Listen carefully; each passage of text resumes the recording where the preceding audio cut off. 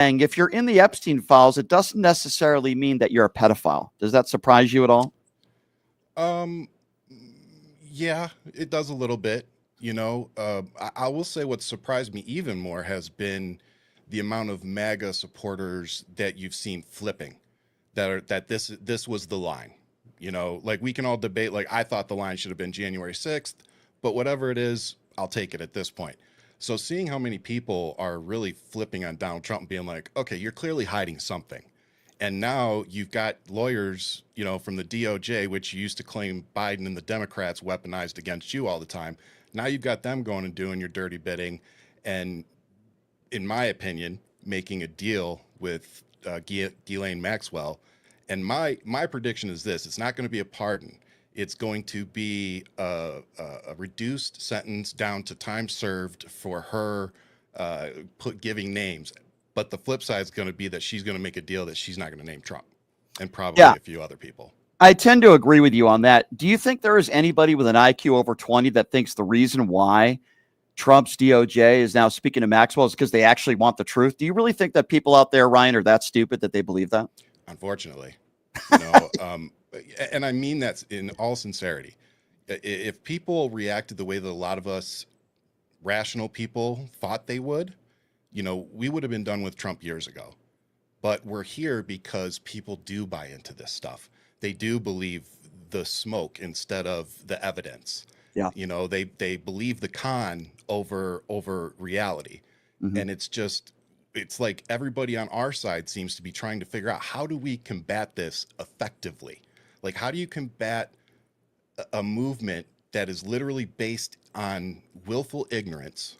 Because they don't want to know the truth. They don't want to better themselves. It's like I've said 100 times on transgender issue. 5 years ago, I was an idiot. I purposely went out and made some friends, educated myself on NCAA rules, what they had to go through before they could even compete. Like, I went out and purposely educated myself so that I could stop being an idiot. And I wish more MAGA people would finally just go, you know what? This is it, man. Like, he's clearly covering this up. And now, are we going to see an unredacted version of these files? Absolutely not. Pam Bondi's, it's already coming out. Pam Bondi knew about this back in like February, March. So they've been cleaning these files up. And when we see them, there's barely going to be mention of Trump. It'll be all the things we already knew, and everything else will be gone. It's interesting, Ryan, because, for years I've been saying this for years, even when I was on a conservative radio station, and thank God I've known you. Yeah. Thank God I'm not on that station anymore.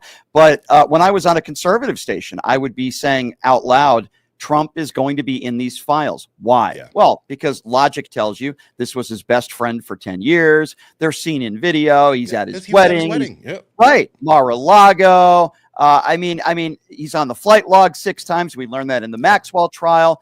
You don't have to be a brain surgeon to figure out the fact that, Donald Trump probably did some really bad things with Jeffrey Epstein. We already know, as you've said, and you're correct, Donald Trump is an adjudicated rapist. It was proven in a courtroom. And yes, do I believe Donald Trump had sex with underage girls? Oh, yeah. By the way, the one thing that Donald Trump said he has in common with his daughter, the first thing that entered his mind was sex. He calls his daughter voluptuous. I would probably date her if she wasn't my daughter. This is the guy who is judging 13 and 14-year-old girls in pageants. Those pageants, some of them had sexual allegations. It's the same guy who went into teenage girls' locker rooms and bragged about it sexually on the Howard Stern show. Let's be honest, he probably hung out with Jim Jordan at this point. Yeah, that's right.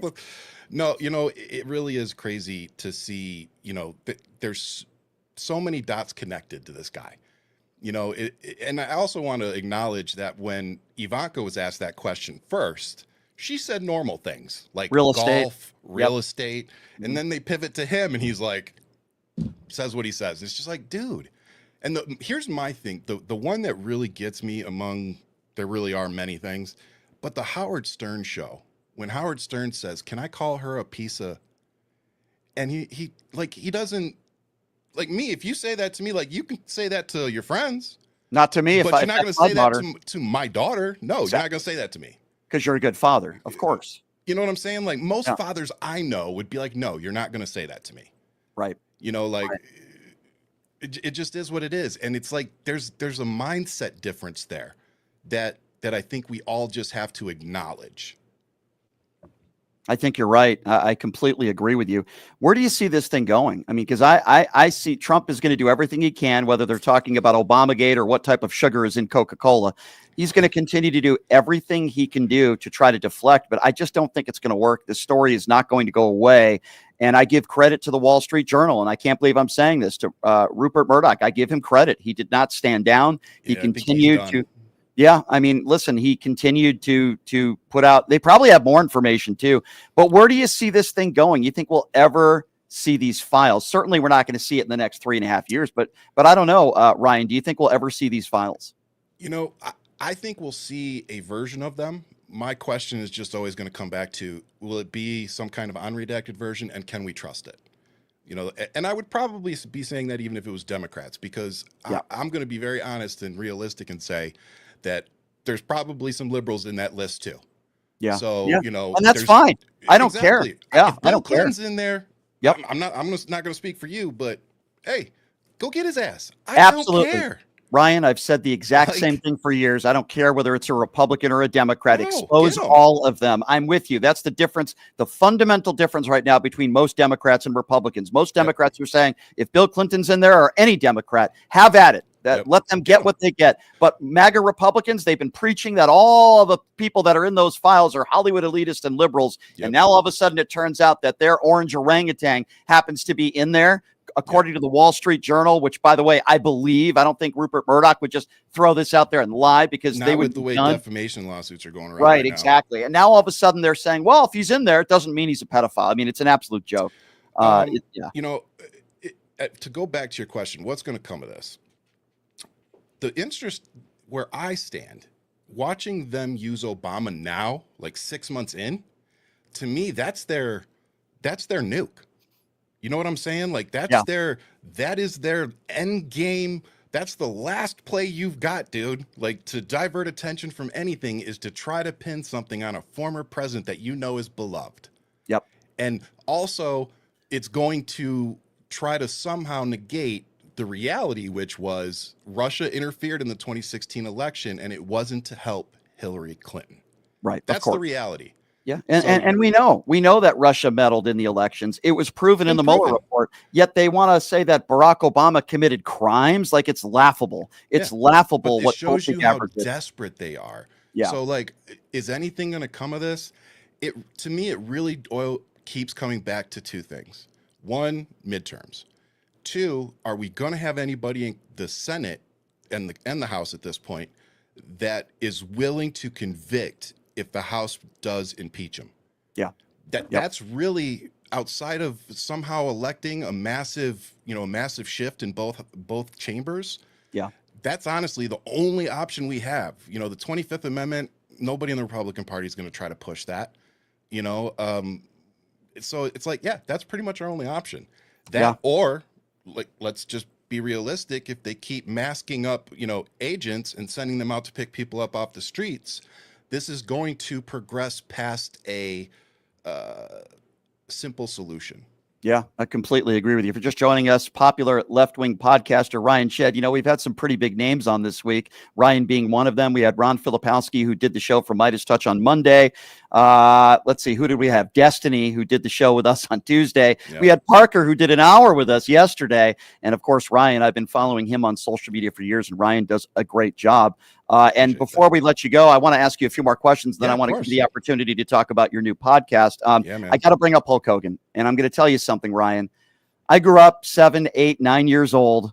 I was a big back then. It was the WWF, the Macho Man Randy Savage and the Honky Tonk Man and the Bushwhackers. Ultimate Warrior. The Ultimate Warrior, Tito Santana. So I would go with my dad to the Hartford Civic Center, and I remember it. And I saw Andre the Giant fight Hulk Hogan, and I was a big Hulk Hogan fan.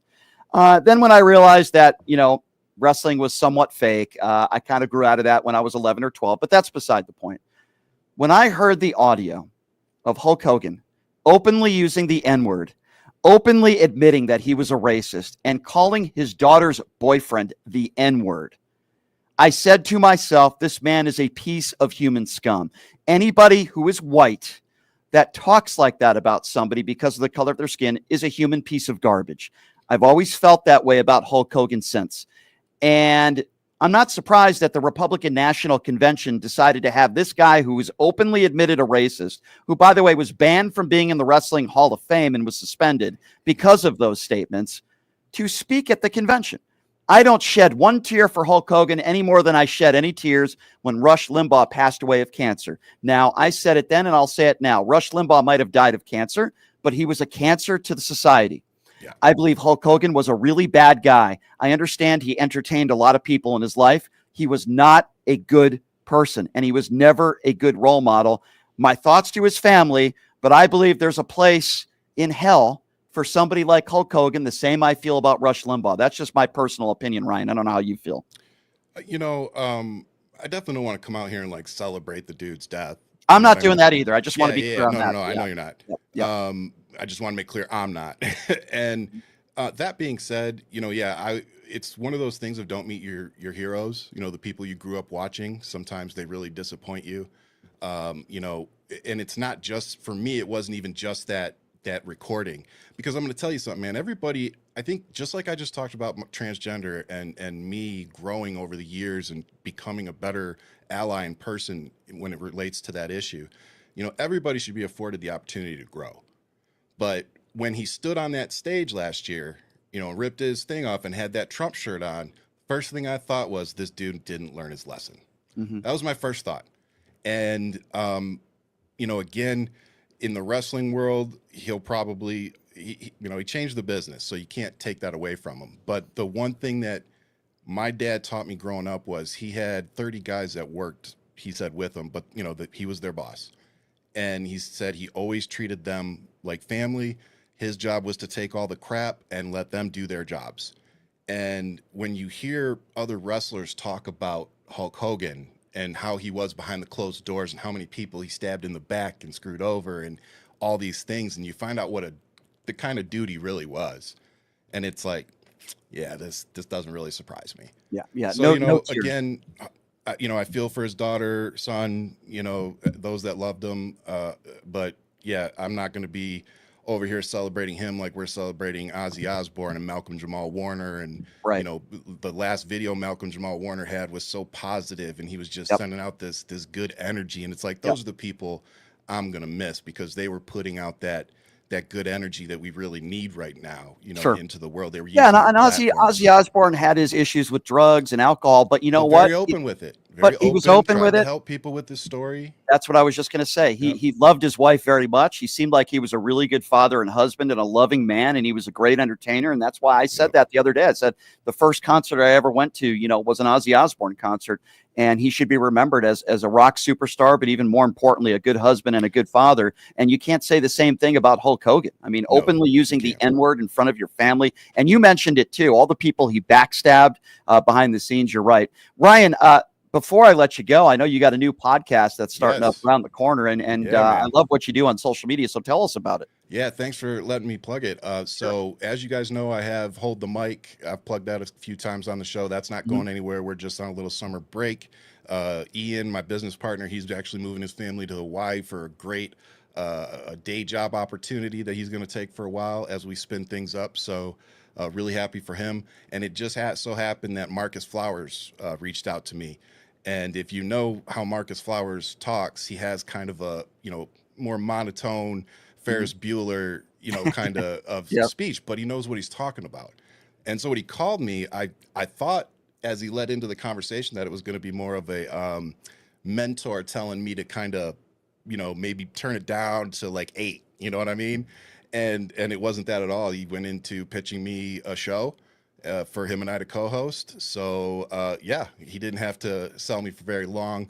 The part that sold me, honestly, was he wants to bring on candidates and have really good conversations with them, but not at the congressional level, Senate level. We want to focus on city councils, board of supervisors. We're more focusing on getting the pipeline of the next generation of liberals and Democrats into the political system, because if we really want to focus down the road 10, 15 years, that's what we need to be doing right now, is picking out our politicians that we want to back, that we want to mentor, and get them in the pipeline.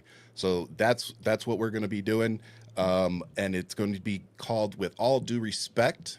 and we're going to be starting next Wednesday. So you should be able to find us on all my channels and also all of Marcus's stuff. Go to his Substack. Make sure you subscribe to Marcus's Substack, Marcus Flowers.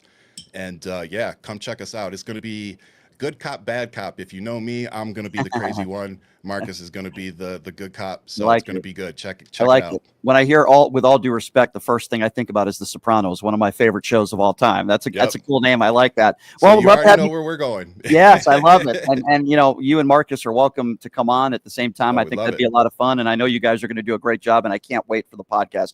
Ryan, you're a great friend, and you're great at what you do, my friend. I appreciate you coming on as always, and we will catch up with you soon. Good to see you, Ryan. Thank you. See you guys later.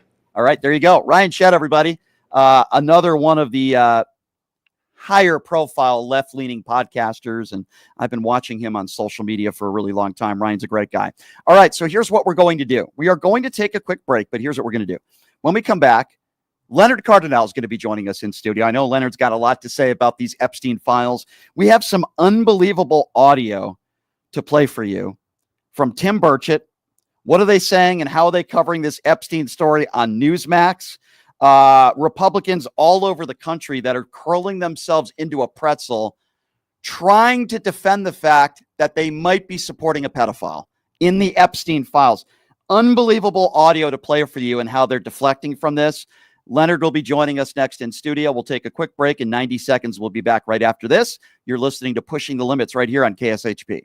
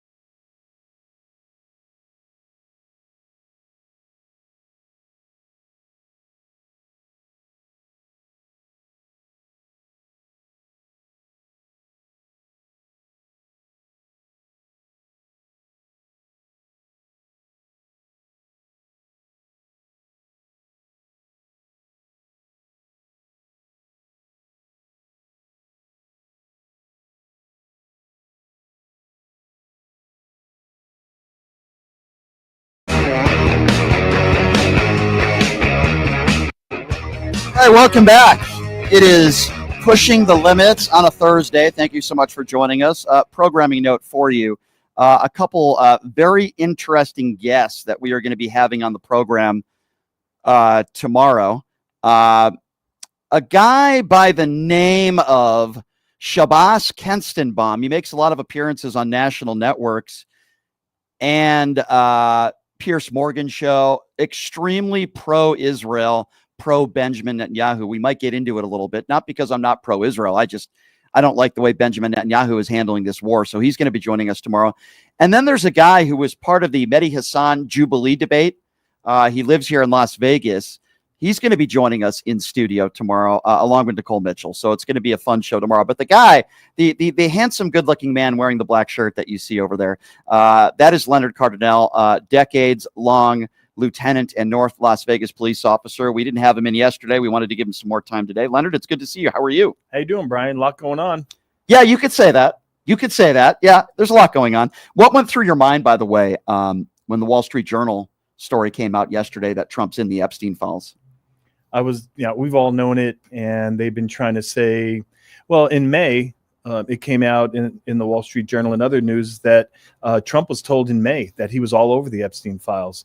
And in March, as people know, they pulled 1,000 FBI agents from the field and other duties to go over 100,000 pages of the Epstein files. They were working in 24-hour shifts, and they were told to flag and to scrub, according to news reports, anything about Donald Trump. And why did they do that? I think we know the answer to that. Yeah. And as we're speaking right now, Leonard, you have Donald Trump's DOJ that is trying to strike some sort of deal with Maxwell. We know what that's all about. Anybody with a brain understands it, ladies and gentlemen. For my special MAGA friends that are listening right now, let me try to just lay it out for you. What they're doing is they want to get Maxwell to exonerate Donald Trump. They want to get Maxwell on the record saying that Trump never did any wrongdoing. He's not in the files. They were friends, but all that illegal stuff never happened. Because Maxwell is in the situation where if she actually tells the truth, she's going to spend the rest of her life in jail.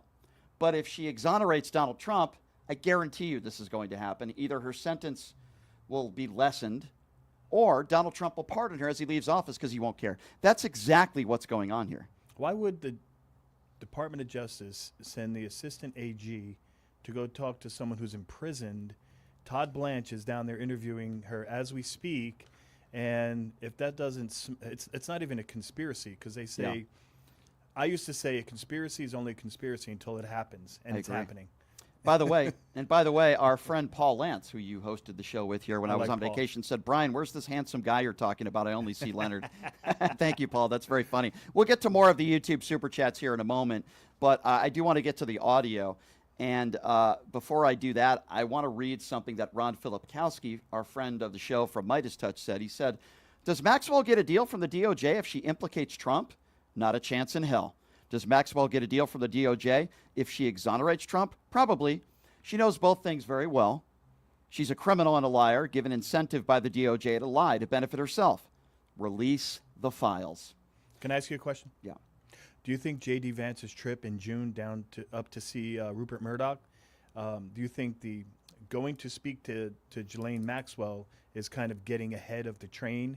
Because if J.D. made a deal and there were Fox News hosts there and Murdoch's wife was there and they had this unscheduled conversation, so do you think there's a possibility that they're trying to get rid of Trump? I don't know. Could I think that might be a possibility and that J.D. Vance wants to take? I don't know. Here's what we do know. Kash Patel knows that Donald Trump is in the Epstein files. Dan Bongino knows. Pam Bondi knows. He pushed it. She pushed it. Everybody in the Trump administration, yes, they all know the truth that they have been supporting a pedophile. I don't know how they wake up in the morning and look in the mirror, because these are the same people who have been talking about the Epstein files for years. They have zero credibility. They are absolute hypocrites and liars. And as Shelley just said in the YouTube Super Chat, Maxwell has a ton of leverage over Trump. He's shaking in his shoes. Yes, I agree. She's looking at 20 years. Yeah. And what would people do to get out of a 20-year sentence? Yeah, no, I agree. I think they would say, whatever you want me to say, I'll say. But, Leonard, how are far-right MAGA Republicans handling all of this information? It's been a rough 24 hours for them. They want to talk about Obamagate. The ones that I've spoken to, they do a subject change. They do the whataboutism. Yep. They try to talk about Joe Biden. And they sniffing hair, yeah. But, if you're in the Epstein files, that doesn't mean you're a predator. Well, let's start with Representative Tim Burchett. I like to call him Forrest Gump, although all due respect to that movie, I think Forrest is much more intelligent than Tim Burchett. He's openly admitting on national television that they may agree to give the DOJ to reduce the sentence of sex trafficker Maxwell. Have a listen to this.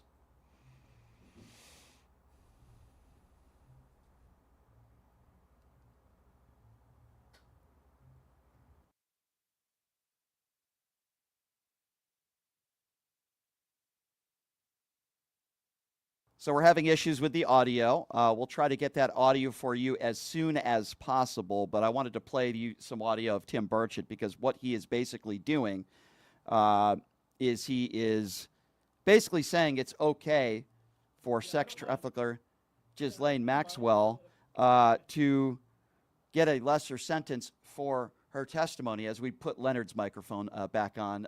Yeah, go ahead. Leonard. Hold on, I hear some audio in the background here, so let's maybe let's try to start that one up again. I don't know if that was the audio. All right, so let's reset the scene here. Let's start this all over again. This is Tim Burchett admitting that House Republicans may agree to ask the DOJ to reduce the sentence of the sex trafficker herself, Maxwell. Have a listen to this. The government has said in its filings that they don't trust her, that she is a liar. No, she is a liar, and she's a dirtbag. And, so then why subpoena her if you can't trust her? Well, because the one thing we got holding over her head is if we find out she lies, she goes back to her original sentence, and that's looking at lifetime. And if she's looking at maybe parlaying this into reducing her sentence, then we could have some leverage there. All right, so there you go. And we're sorry for some of the technical difficulties. Some people on YouTube are saying they can't hear the audio clip, so we apologize for that. Amir on the YouTube Super Chat says, MAGA imminently will go through a regret phase where they will try to downplay their support and act like they just wanted cheaper groceries and all the BS. Here's your reminder to never to forgive, never to forget. Amir, I couldn't have said it any better than that, my friend, and I completely 100% agree with you. So how's Newsmax covering this story? Well, they're asking Representative Zink, what do you make of this report? And I want you to listen to the response of this MAGA moron Republican on Newsmax. It's unbelievable. Have a listen to this.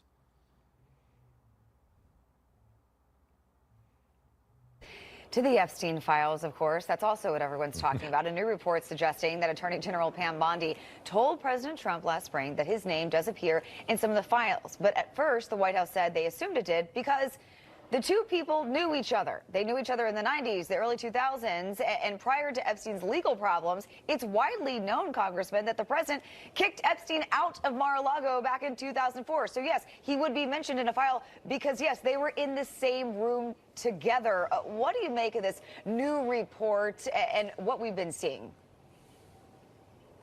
You know, it reminds me actually of the Russian collusion. Look, I've talked to Pam Bondi.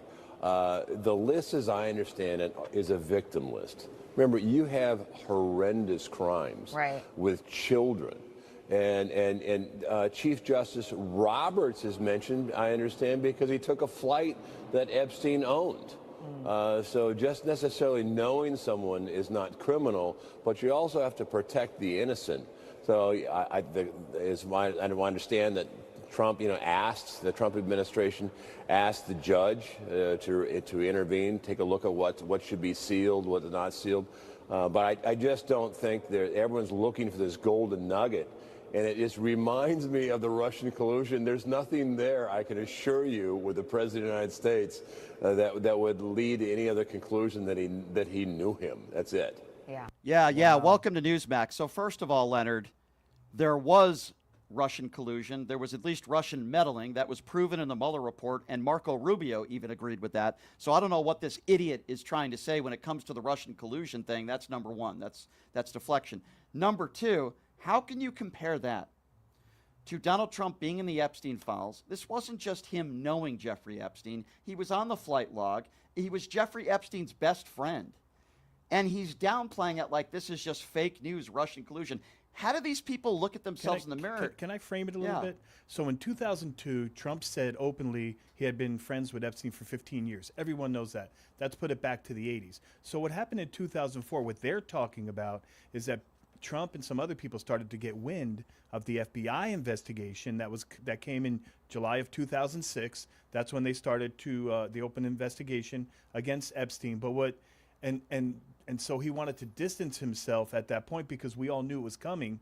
And when it came, they even made a deal. So Epstein made a deal to admit to prostitution on state charges to avoid a federal investigation. And he did very little time. Yeah. That's what happened. So what they're talking about when he distanced himself is they saw the train coming down the tracks. That's why they distanced themselves. Right. I agree with you completely. And then the argument you hear from idiots, and we're going to play you one of them. His name is Representative Carlos Jimenez, who also went on one of these right-wing networks. And, Jimenez is trying to make the case that Donald Trump can't be in the Epstein files because Joe Biden would have released it. First of all, That makes no sense. First of all, idiocy. There's probably people on the left. I could almost assure you there's people, prominent people on the right and the left that are in these files.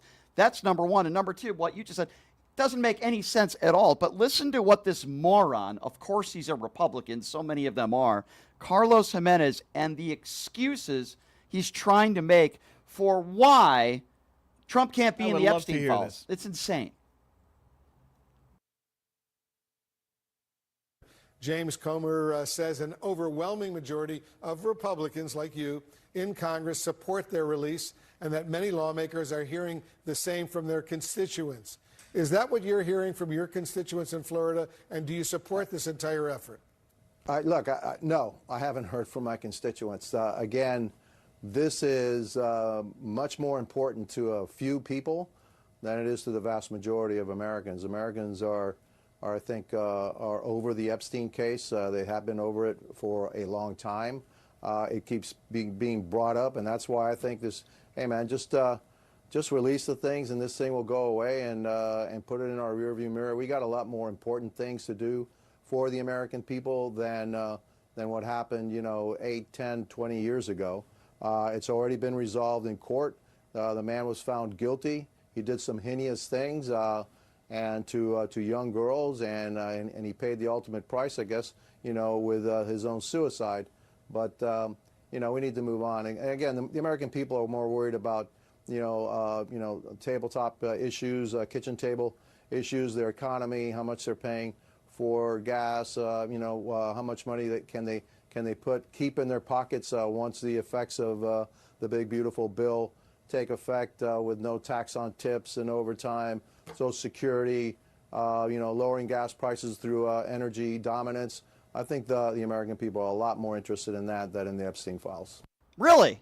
Well, all the idiots on the right have been talking about the Epstein files, including all the far-right propagandists and some of the biggest people in right-wing media have been constantly talking about the Epstein files for years. And now, all of a sudden, Jimenez, you clown, you're saying, oh, let's talk about real kitchen table issues. You want to talk about kitchen table issues? You want to talk about that? Sure, let's talk about that. Yeah, let's talk about that, you buffoon. Let's talk about the fact that you idiots like you voted for a bill that'll take 15 million people off of Medicaid, or that billions and billions and billions of dollars taken away from people who can't put food on the table. They're called food stamps. Or let's talk about these tariffs and how the American consumers are paying for it, or how your idiot orange orangutan got us into another ill-advised war, or how the war in Ukraine that he said he would end in 24 hours is worse off now than it was on day one. I'm happy to talk about kitchen table issues with you, you sick buffoon. But the fact that you're going to support a pedophile and an adjudicated rapist, and you say only a few people in this country care about that? How do these idiots get elected into office? You said many times yesterday on the show that if the Republicans continue to support Trump, then they're supporting pedophilia. Exactly. You said it, and what they're proposing makes no sense. They're saying Comey and President Biden and President Obama put together this package of Epstein files, and then they didn't use it. So how does that make sense? If you're putting together this false narrative, this false package, and 12 years goes by and you don't use it, if you go to a logical conclusion, it doesn't make any sense. Mm-hmm. Why would they do that? Because they knew at some point that the Republican MAGA base would get wound up about the conspiracy, and they foresaw in the future that it might be relevant, but didn't use it at the time. That makes no sense. Listen, I think one day we're going to see these files, and then when the files are out there and Donald Trump's name is in there, he'll continue with the narrative that Barack Obama and Joe Biden created these files. I mean, really, Maxwell is going to try to do whatever she can do and say and lie to exonerate Donald Trump so that she could get a commuted sentence and get a pardon. So I don't care what Maxwell has to say. Well, Steve Bannon said that they're losing part of their base, right? And everybody's like, well. By the way, Elon Musk said Steve Bannon's in the Epstein files too. Just for the record. Wow. Elon's been right on this so far. I got to give him credit on this. So. Yeah, and so Steve Bannon said that everybody thinks they're losing the entire base. That's not accurate. What Steve Bannon said was we're probably going to lose about 10 to 15% of our base if Donald Trump keeps going down this road of secrecy and hiding it. But he also said that might be enough to lose the midterms. And if they lose the midterms, there might be an impeachment possibly criminal trial coming. So we've been hearing some rumors about this Donald Trump birthday letter that he sent to Jeffrey Epstein, and now we're learning where it most likely is and the fact that it might be turned over to authorities. So I want you to listen to a guy by the name of Bradley Edwards. He is the attorney for Epstein survivors, and by the way, we're trying to get him on the show. And he said on MSNBC where this letter is and how it might be turned over to the authorities. Have a listen to this. I want to go to that book because with your familiarity with evidence against Jeffrey Epstein, which you've collected a lot of through the discovery process, what do you know specifically about that book? Do you know that the estate, the relatives of Jeffrey Epstein, in effect through their lawyers, are in possession of that birthday book? Yes, I know that the executors of the estate are in possession of that book. And I think that after they turn it over, it should probably be set in the Smithsonian as an artifact at this point in time. It's going to go down in history so that the world can see this book, and they'll know who were Jeffrey Epstein's best friends at the time, what letters did his family write to him, what other pictures are in there, things of that nature. Redact victim names, release the book, and move on. So that's it. Yes, the executors have it. So you've just identified, not just for the news media, but obviously for House of Representatives who are now in a mood to subpoena, and also Todd Blanche and the Trump Justice Department, who suddenly are getting curious about investigating this. You've now told them exactly, according to your knowledge, where the birthday book is, who is in possession of that book. And all the House of Representatives would have to do tomorrow is write up a subpoena for that book, and you believe that it would be the lawyers involved would comply with that subpoena? I know the executors' lawyers. I've worked with them for years. They're good people. They're good lawyers. They would comply with the subpoena immediately. It's something that we could solve this problem so quickly if people actually want to solve problems. Yeah, but they don't. Republicans don't. They don't want to release the Epstein files. They don't want to see this birthday card. They don't want to see footage of Donald Trump hanging out with Jeffrey Epstein. New footage just came out of Jeffrey Epstein at Donald Trump's wedding. Mm-hmm. I mean, can you imagine if Joe Sitting Biden at a fashion show together? Yeah. They've been all over the place together for years. They were best friends for over 10 years. And Mark Epstein, Jeffrey Epstein's brother, did this show way before he started doing Chris Cuomo and CNN. He was on this show first, and he confirmed all that stuff. I want you guys to remember this audio clip because this was just last week. And keep in mind, we've just learned from the Wall Street Journal yesterday when Parker was on the show, the news broke. And me and Parker were kind of joking about that this morning, about this huge story that broke when he was on, that the Wall Street Journal has information that Donald Trump is in the Epstein files multiple times, and that Donald Trump was told about this way back in May. Donald Trump last week was asked the point-blank question by a reporter, did Pam Bondi tell you that your name appeared in the Epstein files? I want you guys to listen to this audio because it's going to go back in time as another one of Donald Trump's big lies. Have a listen to this.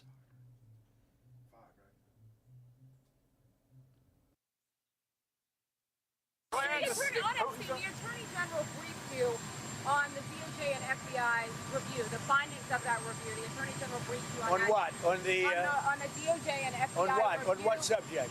Epstein. Okay. On Epstein, of the review of the files. Attorney General Pam Bondi. A very quick briefing. Did she tell you? What did she tell you about the review? And specifically, did she tell you at all that your name appeared in the file? No. She's given us just a very quick briefing, and in terms of the credibility of the different things that they've seen. And I would say that, these files were made up by Comey, they were made up by Obama, they were made up by the Biden we went through years of that with the Russia hoax, with all of the different things that we had to go through. We've gone through years of it, but she's handled it very well. And it's going to be up to her. Whatever she thinks is credible, she should release. Yeah.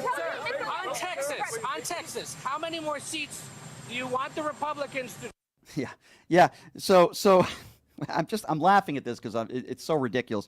So in that, the one thing he said in that statement that probably is accurate, according to him, is that she's doing a good job because she's doing everything he tells her to do. Yeah, which but is don't release he said the his files. brief. Like if I said, Brian, hey, Did someone tell you you're on the list? Well, it was brief. You know, Yeah. How long does it take to say, yeah, I was on And there yes, many times? James Comey, Barack Obama, and Joe Biden are the ones that created the Epstein But they files. never used it How when he was running convenient. for Yeah. president. How When they convenient. could have used it against him, they didn't, even though they were sitting on it. That makes no sense. Be honest, Leonard. Like, we know a lot of Donald Trump's base are very stupid people. Okay, they're mainly, Well, he called them trash. stupid Okay? and weaklings. Right, but what percentage of his base do you think actually believe now that James Comey, Barack Obama, and Joe Biden created the Epstein files? I think I think that a lot of the MAGA base, I have friends who are MAGAs that I talk to, and I think their ego's involved at this point. I think they know they're wrong.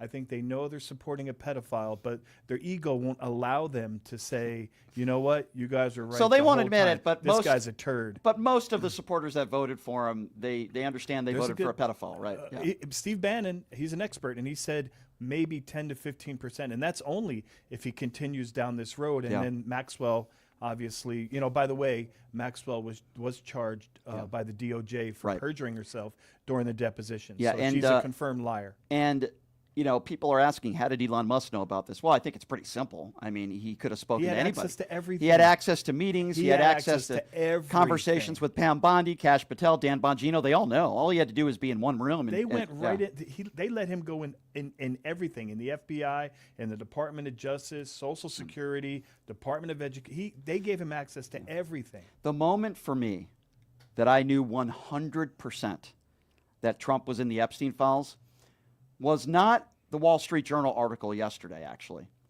It was when Donald Trump was asked in the White House about the Epstein files last week. And you remember when he called his supporters stupid? And he said, why are you guys still talking about this? I said, oh, my God. He actually 100. I thought he was in the files anyway, but seeing his behavior over the last few weeks re-emphasized what I already knew. He's 100% in the files. It's his people that want. His people were saying that it was part of a cabal, that it was international, that ambassadors were involved and other presidents and people in the Middle East. They said that all these people were going to be held accountable and go to jail. But what they forgot was that their boss, their king, or whatever their messiah, whatever they call him, was the number one suspect. So Leonard, we've learned that MAGA in the MAGA world and politicians and those in the Trump administration are doing everything they can to deflect. They're talking about what type of sugar is They just want it to go away. Yeah, they're talking about what type of sugars in Coca-Cola. They're talking about Obamagate, which doesn't exist. They want to talk about anything and everything to deflect, but it gets worse. Because I want to play you a clip from a MAGA moron senator by the name of Roger Marshall. Now, if you don't know who Roger Marshall is, he wears the Donald Trump knee pads 24/7. He took it even to another level, maybe even worse than Obamagate, if that's not bad. He's now claiming that Hillary Clinton at one point was on tranquilizers. I'm not making this up. Listen to this.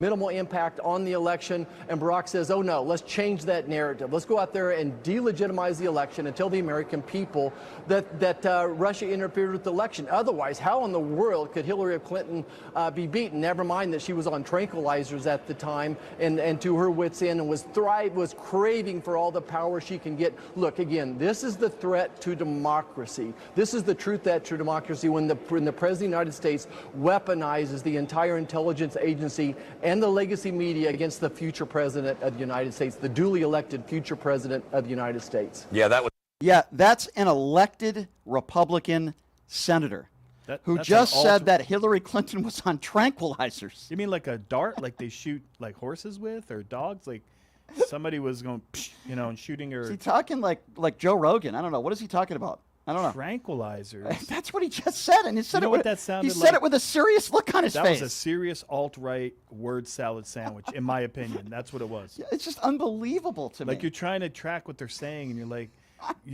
that they're scrambling. I think they know they're in trouble. This could be something that seriously hurts the Donald Trump presidency and sticks. Well, right now it's sticking. I mean, obviously we know why Tulsi Gabbard is doing what she's doing. I can't wait, by the way, till the next press conference when Caroline Levett's going to try to weasel and lie her way out of this one. Republicans on the House, in Washington, D.C., this is what you got. You knew who you were voting for, and now you're going to have to answer to the media and make excuses and claim that the Wall Street Journal. Let me be very clear on this, okay? The Wall Street Journal is 100% telling the truth. Why do I say that? First of all, they're not a liberal publication. Rupert Murdoch runs the publication, number one. Number two, Donald Trump has already threatened a lawsuit. He knew this was going to come. He's trying to do and say whatever he can. This would be the end of the Wall Street Journal if this was a false story. They would have never stepped out over the cliff on that. Never. And I believe that Rupert Murdoch had this in the bag all along. For a while. And he's putting, because that's what, I mean, say what you want about him, but he's not stupid. You put out, this is what they do in the news business to sell. Little after little after little. You don't want to put out everything at once. They knew they were going to release this, so they didn't care that Donald Trump was threatening to sue them. Donald Trump did not know that the Wall Street Journal had this information. Can I ask you something about the lawsuit? Yeah. So he sues the Wall Street Journal, Trump does, for $10 billion, right? So now you have to have discovery, which means interrogatories and depositions, and Donald Trump has to testify because he's the plaintiff, right, on defamation. So let me ask you something. When he gets a subpoena, Trump gets a subpoena and says, you have to come in and we have to record your statement on this. And he says, no, I'm not answering a subpoena. You know what happens in the real world? The case is dismissed. Right. So he either is going to have to give the evidence and the testimony, or they're going to dismiss the case. And let me be very clear. So it's a nothing bar. I agree. And let me be very clear. The MAGA narrative has turned from, if you're in the Epstein files, you deserve to get the electric chair. And now the MAGA narrative has turned to, if you're in the Epstein files, it doesn't necessarily mean you're a pedophile. We want to know so we can make up our mind. So here's what I want to do. I want to open up the phone lines. I know there's a lot of people out there that probably want to chime in on this. Oh, the chat's going crazy. The YouTube's going wild here. And I want to hear from all of you. So here is what we are going to do. We are going to open up the phone lines at 702-221-7283.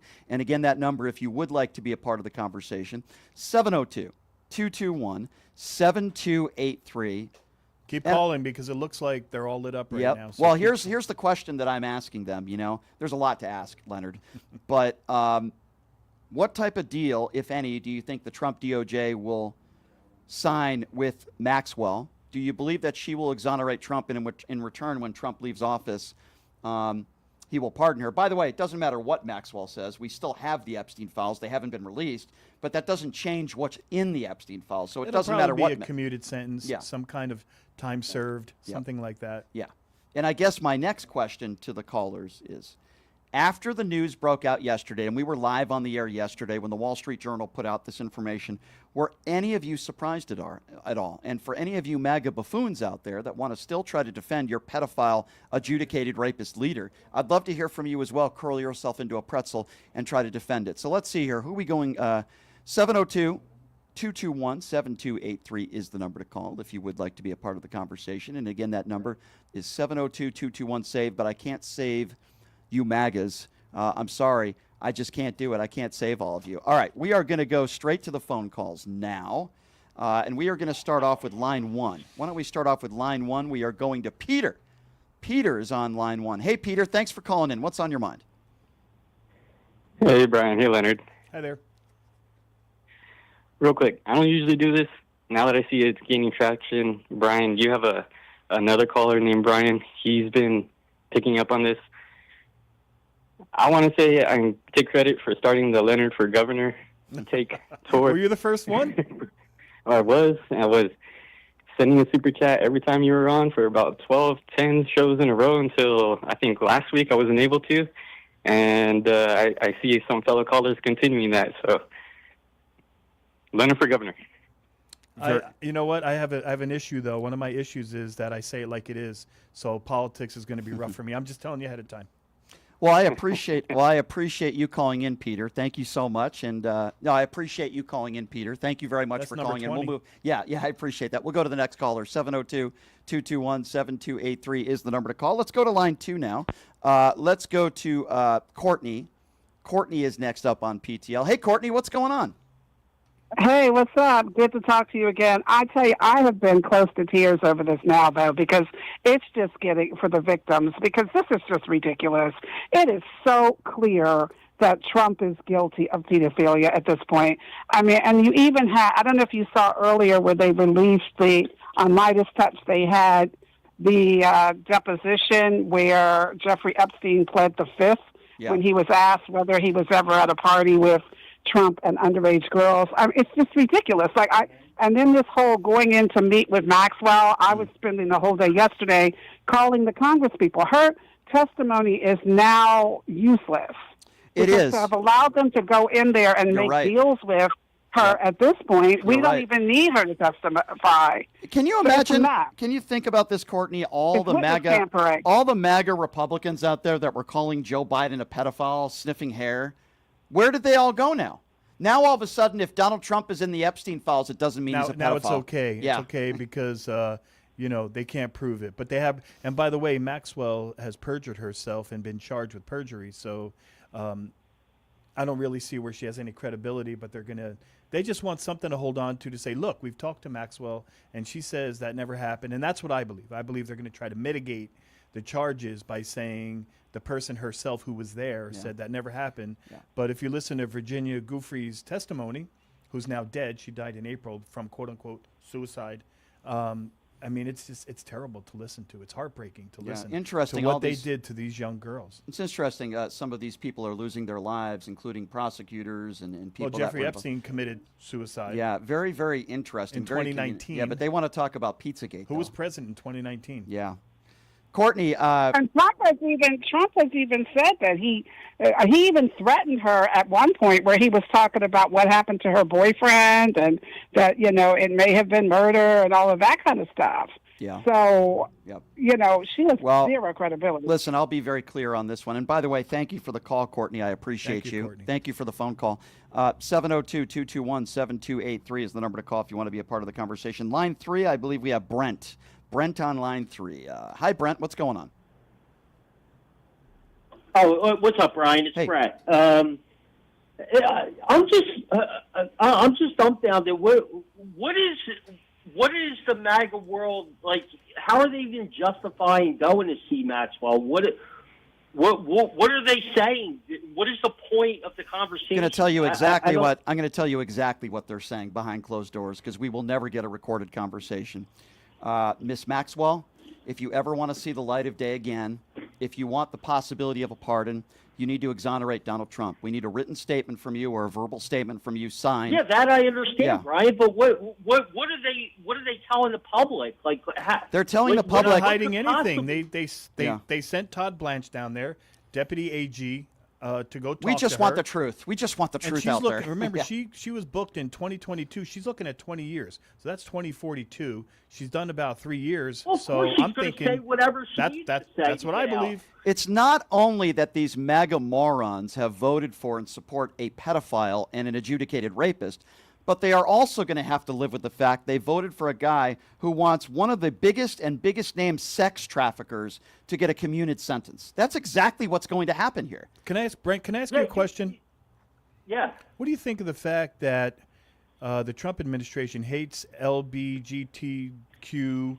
They hate people that use pronouns. They hate DEI hires and the like.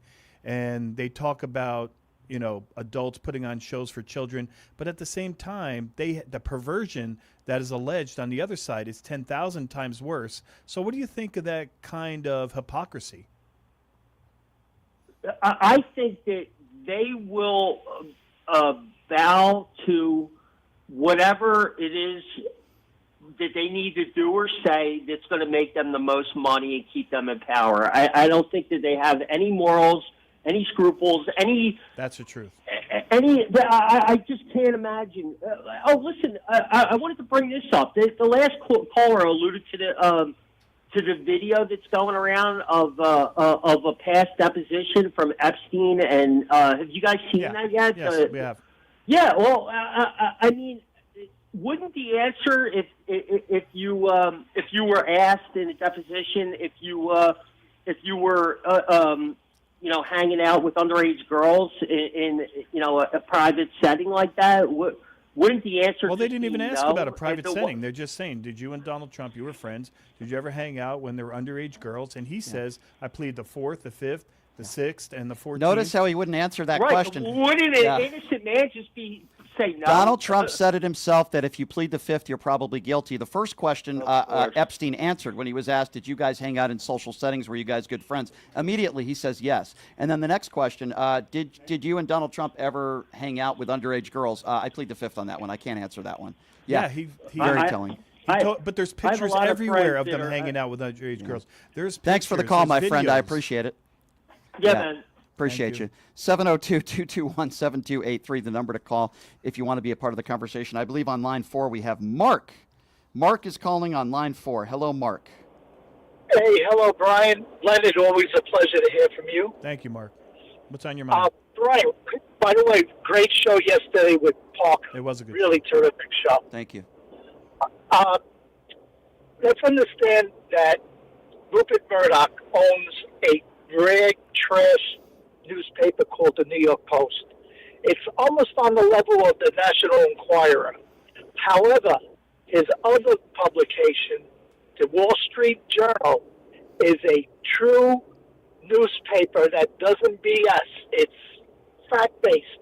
And for them to come out and state that Trump is on that Epstein list, they would open themselves up to a huge lawsuit, and their followers would start looking down on the newspaper if it wasn't true. So once the Wall Street Journal stated that he's on the list, you know 100% that Rupert Murdoch has that list. I understand what you're saying. Just to be clear, though, they didn't necessarily. Now, I believe he's probably on a list, but they didn't necessarily say that. But they did say the limit every weekday. I don't know where that came from, but anyway, maybe that was the deep state. But they did say that Donald Trump is in the Epstein files. Now, take that for what you were. And they brought out the birthday card. That's what really started the controversy. Right. They gave the exact text verbiage that's in, and they were talking about secrets and being powerful, and they were talking about terrible things, and then it was signed, supposedly, allegedly, by Donald Trump's signature in the South region of the female. By the way, guys, my point was that the Wall Street Journal would have never said it's a credible anything newspaper. about Trump, about Trump being in files or whatever without him really being in it. I think we all agree. Well, I think we all agree that he would never put his paper on the line like that. Thank you for the call, Mark. I appreciate you. All right, line 1, let's go to Lauren. By the way, the number to call 702-221-7283 if you want to be a part of the conversation. Lauren is next up on PTL. Hello, Lauren. Hi there. Just wanted to say I enjoy your shows. Thank you. I think you're doing the people's work. Thank you. A couple callers ago, there was a question about members of the LGBTQ community, and I am a member of that community. I honestly don't think that any of these Republicans have any modicum of some moral compass whatsoever. They don't care. They don't care about anything. It's power. It's money. It's who they can oppress just to take a step up. I don't know how they sleep at night. Lauren, how does it make you feel, the hypocrisy of them looking down their noses at people in your community and saying that there's something wrong with it and being judgmental, but at the same time, in my opinion, what they're doing to children on tape in front of other people, and it's probably going to be a provable fact. How does that hypocrisy hit you? I mean, is it just a lack of understanding on their part, or is it just, like you said, are they soulless? Soulless, it makes me want to scream because it's so blatant and it's so obvious to me and like-minded individuals. I just really don't get it. I think it just goes back to President Johnson all those years ago when he said you can make the lowliest man hate someone else, and I'm sure you're familiar with that quote. Yeah. That's just what it always brings back to mind. To me, this is to give their. To me, though, my friend, this is the big fundamental difference. I mean, there's a lot of big differences between Democrats and Republicans in 2025, but I think one big fundamental difference right now is that, correct me if I'm wrong, but most Democrats that are politicians right now, they're pretty much all saying, I don't care whether Bill Clinton's in there or not. I don't care whether there's a D or an R next to their name. Release the files. I haven't heard one Democrat lately, at least, say, no, we shouldn't release the files. It doesn't matter who's in them. We want to expose all of them. Did Tom Tillis say that, though? Well, I know that. Something to that effect? I know that most Democrats are release the files. When it comes to anybody who's a loyalist Trump supporter, some of them are saying release the files. But the ones that are defending Trump are voting against bills to release the files. They are. I want you guys to think about this for a second. This is just in layman's terms. I'm just going to let you know. They would rather defend a known adjudicated rapist and most likely a pedophile. They would rather defend him than defend victims and children who were molested. These is the same party that talks about sex trafficking, the same party who talk. By the way, I'm on their side. It's horrible. I want those people held to account. But everything they have talked about, everything when it comes to child sex trafficking and protecting children is nullified because they are protecting the abuser himself, Donald Trump. While they're looking down on people in your community just for choosing to have a lifestyle in the manner they choose to have a lifestyle. You're not hurting anybody. All you're doing, why are they even in your business in the LGBTQ community? Trying to exist. Well, I think it goes to this a common theme because they don't care about us. The two parties are not the same. Democrats will hold people accountable. Nobody's perfect. That's a given. The parties are not the same. The Republicans, just the common theme, no matter what it is, predators, anything like that, the poor, the hungry, they don't care. They have their own agenda. But they say they're Christians. Self-serving. Right, which is that's just speaking to their base. It's something to hide behind. It's just something to hide behind. You can't take any of them seriously. It's just that same core theme, and I don't know what it's going to take to get. I know that there are a lot of mega base who are truly they listen to one news source. They're struggling. They want a better life for themselves. I don't know what it's going to take to get these people to see. The Democrats are being demonized, but at the end of the day, they're the ones who are actually going to give your family a step up. Come on. Yeah, you're right. Great call, my friend. I appreciate you. And, Thanks, Lauren. Listen, I always support the LGBTQ community. I always will. And the bigoted nature of these. Speaking of bigots, Hulk Hogan. I mean, another guy who openly used the N-word, was homophobic, and we're supposed to be crying over his death. No, I don't think so. I don't think so, ladies and gentlemen. I mean, who's the next person? Thank you for the call, by the way. I appreciate you. Who's the next? Just one more thing. I did say what's done in the dark comes to the light. I'll leave it at that. You're right, my friend. I appreciate you. 702-221-7283. Let's go to Paul on line 2. Paul on line 2 is next up on PTL. Hey, Paul. Good to hear from you, my friend. What's going on? Good, buddy. You know, I don't even think this is about the children because they don't give a damn when children are shot in schools. They don't care about the 14 million kids that go to school hungry every day. They don't care about kids that don't have health care. They don't care about kids that don't have a house. They sure in the hell didn't care about the 13-year-old Katie Johnson that their orange messiah sexually molested. All they cared about, and the only reason they're upset, and I want to get your opinion, is they thought there was going to be a line of Democrats put in handcuffs behind bars, and they wanted people to suffer. That's what I think this is. I mean, they overlooked rape, they overlooked felonies, January 6th, Officer Sitnick dying. They overlooked 30,000 lives, but this is the hill that they're going to die on. This is the red line. Yeah, they care more about drag queens. They show more hatred towards drag queens reading than they do the guy that they voted for, who they support, who is not only an adjudicated rapist, but a predator. He's, best friends with Jeffrey Epstein for 10 years, and we're supposed to be led to believe that he's in the Epstein files and he didn't commit any crimes. He wasn't with underage girls. It was their own people. It was Steve Bannon, Kash Patel. Those were the people that were saying all these Democrats were going to go down and go to prison, and they were going to expose what they were doing to children, and there was a cabal, and it was worldwide. And what they did was they had the MAGA supporters salivating, just waiting for these people to get damaged and to put charges on them. And as it turns out, the leader of their people is the one who's could be possibly the most guilty. Yeah, no doubt.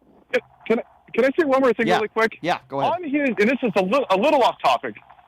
Today, the White House posted a picture, an image of this 1800s scene, right? It has a white angel carrying a Trump Bible with the rope around her arm. You have black people working in the fields. You have Native Americans basically being forced off their lands. Because, Brian, that's what this is about. Mm-hmm. We have to, I mean, and you've said this, and you've had guests on here, this is what they want. They are scared to death that the white man is not the majority of this country. They don't want anybody here. They don't want brown people, immigrants, Muslims. We can import white people from South Africa. That's okay. But we're taking away Martin Luther King history, Rosa Parks history. It's just, I don't understand how you get to this point in your life. Paul, I'm going to say it this way, and you could tell me whether both of you agree with me or not. And I've said this before on the show, and I'm not being facetious here. Donald Trump could be seen on a video molesting a 13-year-old girl. video of it. Yes. And there is I'm not going to say a small portion, a good portion, maybe even a large portion of Donald Trump's base that would still vote for him over Kamala Harris. How can you reason with these despicable people? You can't. Do you guys agree with that? Yeah. They live in another reality. They're, I guess you would call it psychosis if you were talking about clinically. And when you speak to them, our job is to speak in terms of accurate information, be factual, and they're just over on some other planet. And they're willing to back pedophiles and people who committed crimes, heinous crimes against children, and perpetrated that with all of their friends. But but like you said, on the same token, they want to look down and judge everybody else in the world. And Paul, I agree. And Paul, think about this for a minute.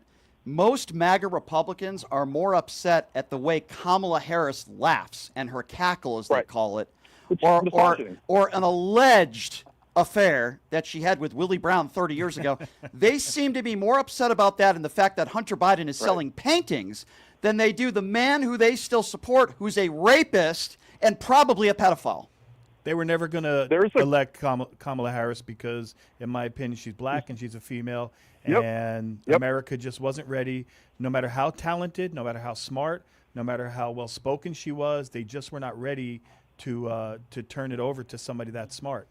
So they were left with someone who just says, calls it Tanzania instead of, Tunisia. Right. He says Tunisia, and a man who can't even produce names of countries. There's a quote, Brian, that I heard, and I think it was LBJ. He said, "This country will vote for the most morally bankrupt, repugnant, racist white man who is stealing their wallets over the most qualified black man." And that's true. Yeah. He's a bubbling idiot. He has no morality.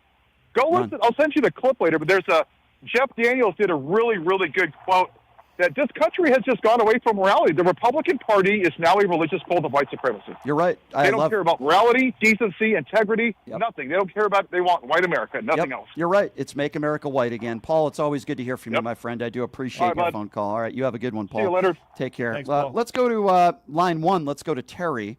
Terry is next up. I think we have two Terrys on the line. Let's go to line one. Line one, Terry. Hey, Terry, what's going on? Hey, Brian. Hey, Leonard. Good afternoon. I am totally outraged with this AG going to meet with Maxwell. It's just more cover-up, to me, is what is going to happen there. Mm-hmm. I actually watched the interview last night with the attorney that defended all of those women, and my heart was just breaking the whole time I was hearing him talk about that. And these women want accountability.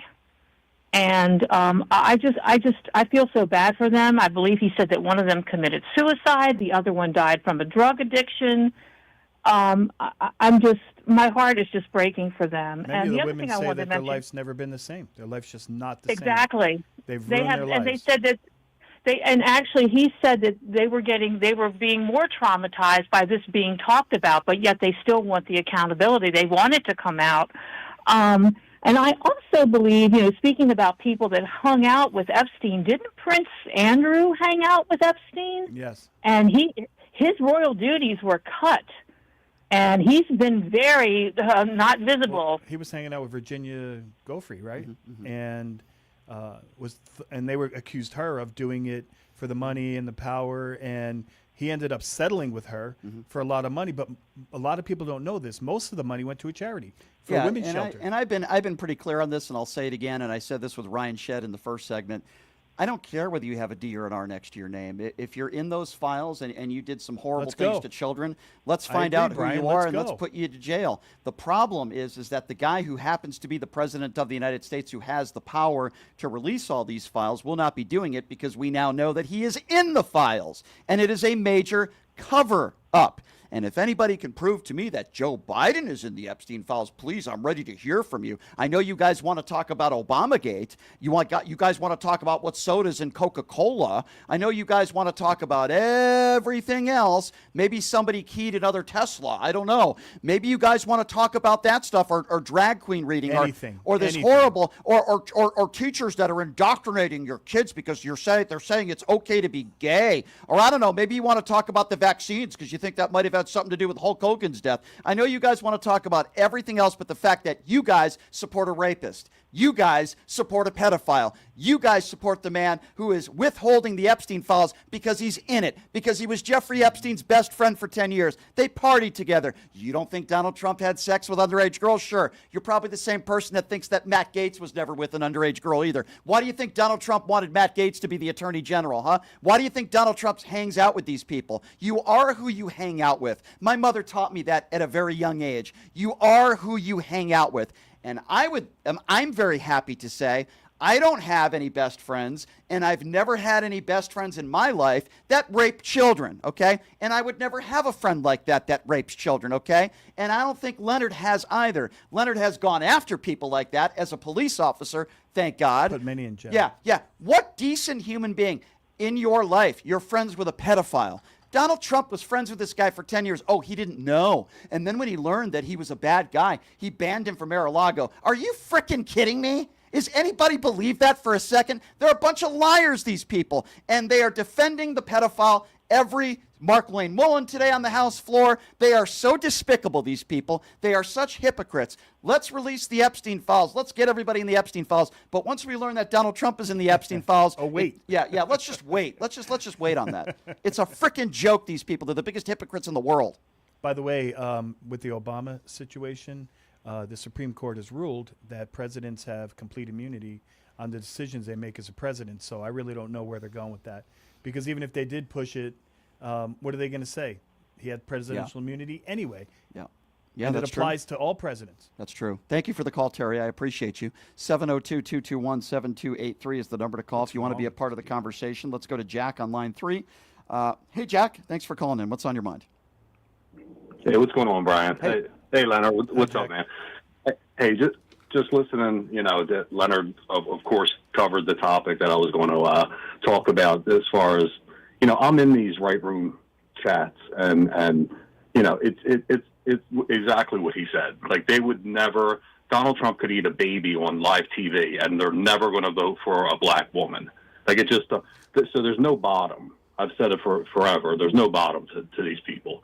And, I was just, I was going to call in and talk about, I was watching the Epstein deposition that was just made available. It's only like 2 minutes because he ends up walking out because they had like testimony of someone saying that his penis is shaped like a hard-boiled egg, and it's thick at the bottom and real skinny at the top. And he, his lawyer gets all pissed off and they walk out. I don't know if you guys saw it, but it's out today. And they ask him questions about his involvement with Donald Trump. And, of course, he answers the first couple questions, and the minute they get to Trump, he pleads the fifth. And, they ask him, have you been with Donald Trump in settings with underage girls? And immediately pleads the fifth. Have you solicited women underage? And they went through about 4 different continents, and each one was, I'll plead the fifth on that. But it's funny, he answers other questions in the thing. And I just, I found it, humorous. So I'm bringing that up because, the other topic I was going to talk about was covered earlier. Yeah. So. No, I got you, my friend, and I appreciate the call. Thank you very much. I got to tell you, ladies and gentlemen, we're living in a time right now, at least never in my lifetime, that the President of the United States is most likely a pedophile. We know that he's a liable sexual abuser, best friends with one of the biggest sex traffickers ever. Well, let's not forget, Brian, that people have come forward and given details. It's not just a rumor that he was with young girls. The young girls have testified. The one girl, Virginia, she dropped her case because of death threats, but she's on the record. Her deposition is on the record. I think it's important to some of my MAGA friends out there. I think it's important that I kind of review a little bit of the man who you still support and you voted for. You voted for a man who decided to brag sexually on the Howard Stern show about going into teenage girls' locker rooms, watching them undress without their permission. You voted for a man who's cheated on every woman he's ever been with, including Melania, when Donald Trump had sex with a porn star and Stormy Daniels right after Melania had Barron. You voted for a man who bragged about sexually assaulting women. We heard it on audio.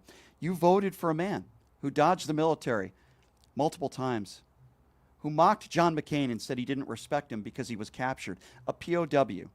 He's mocked Gold Star families. The daughter, talked about his daughter. He's also mocked minorities in regards to people that are from Mexico.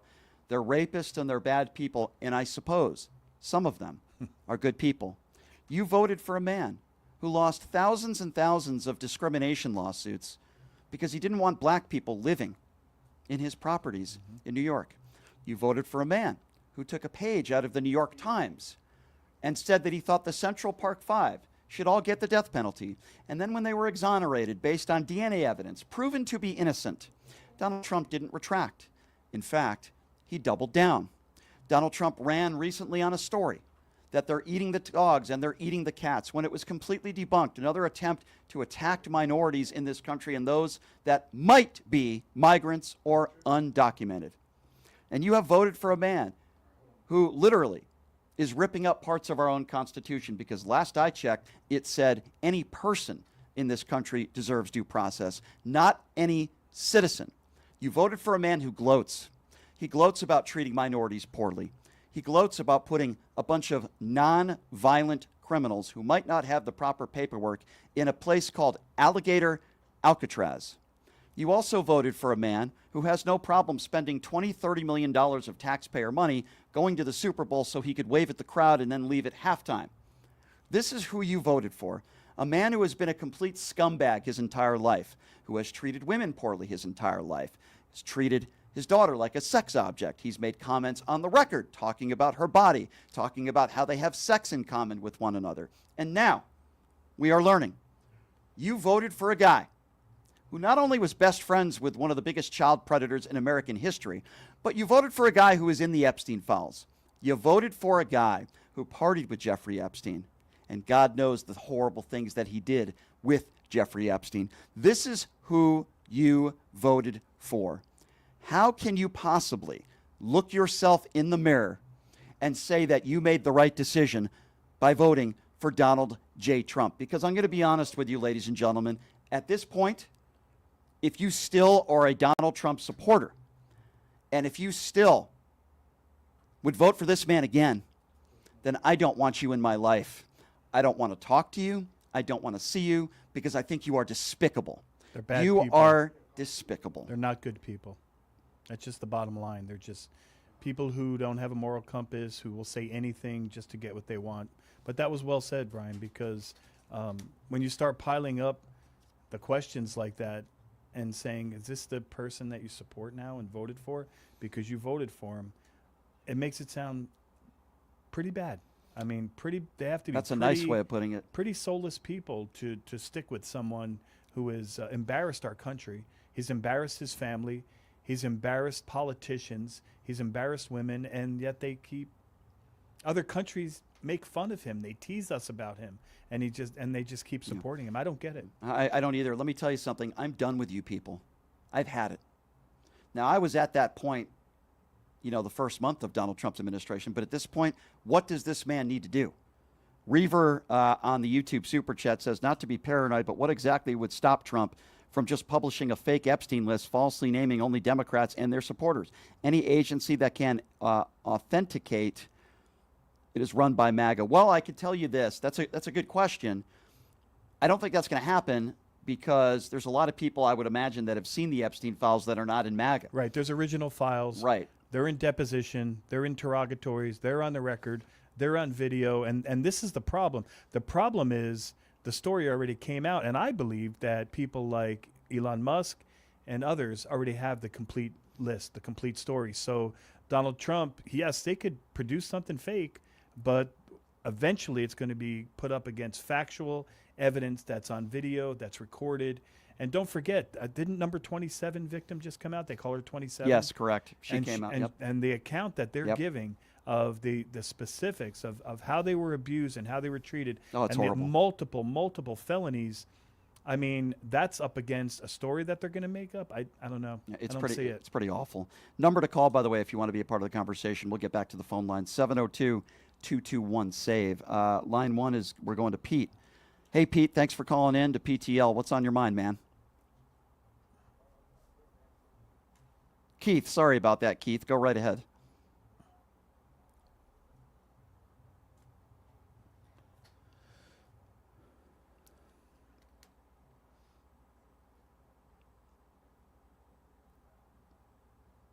I remember him.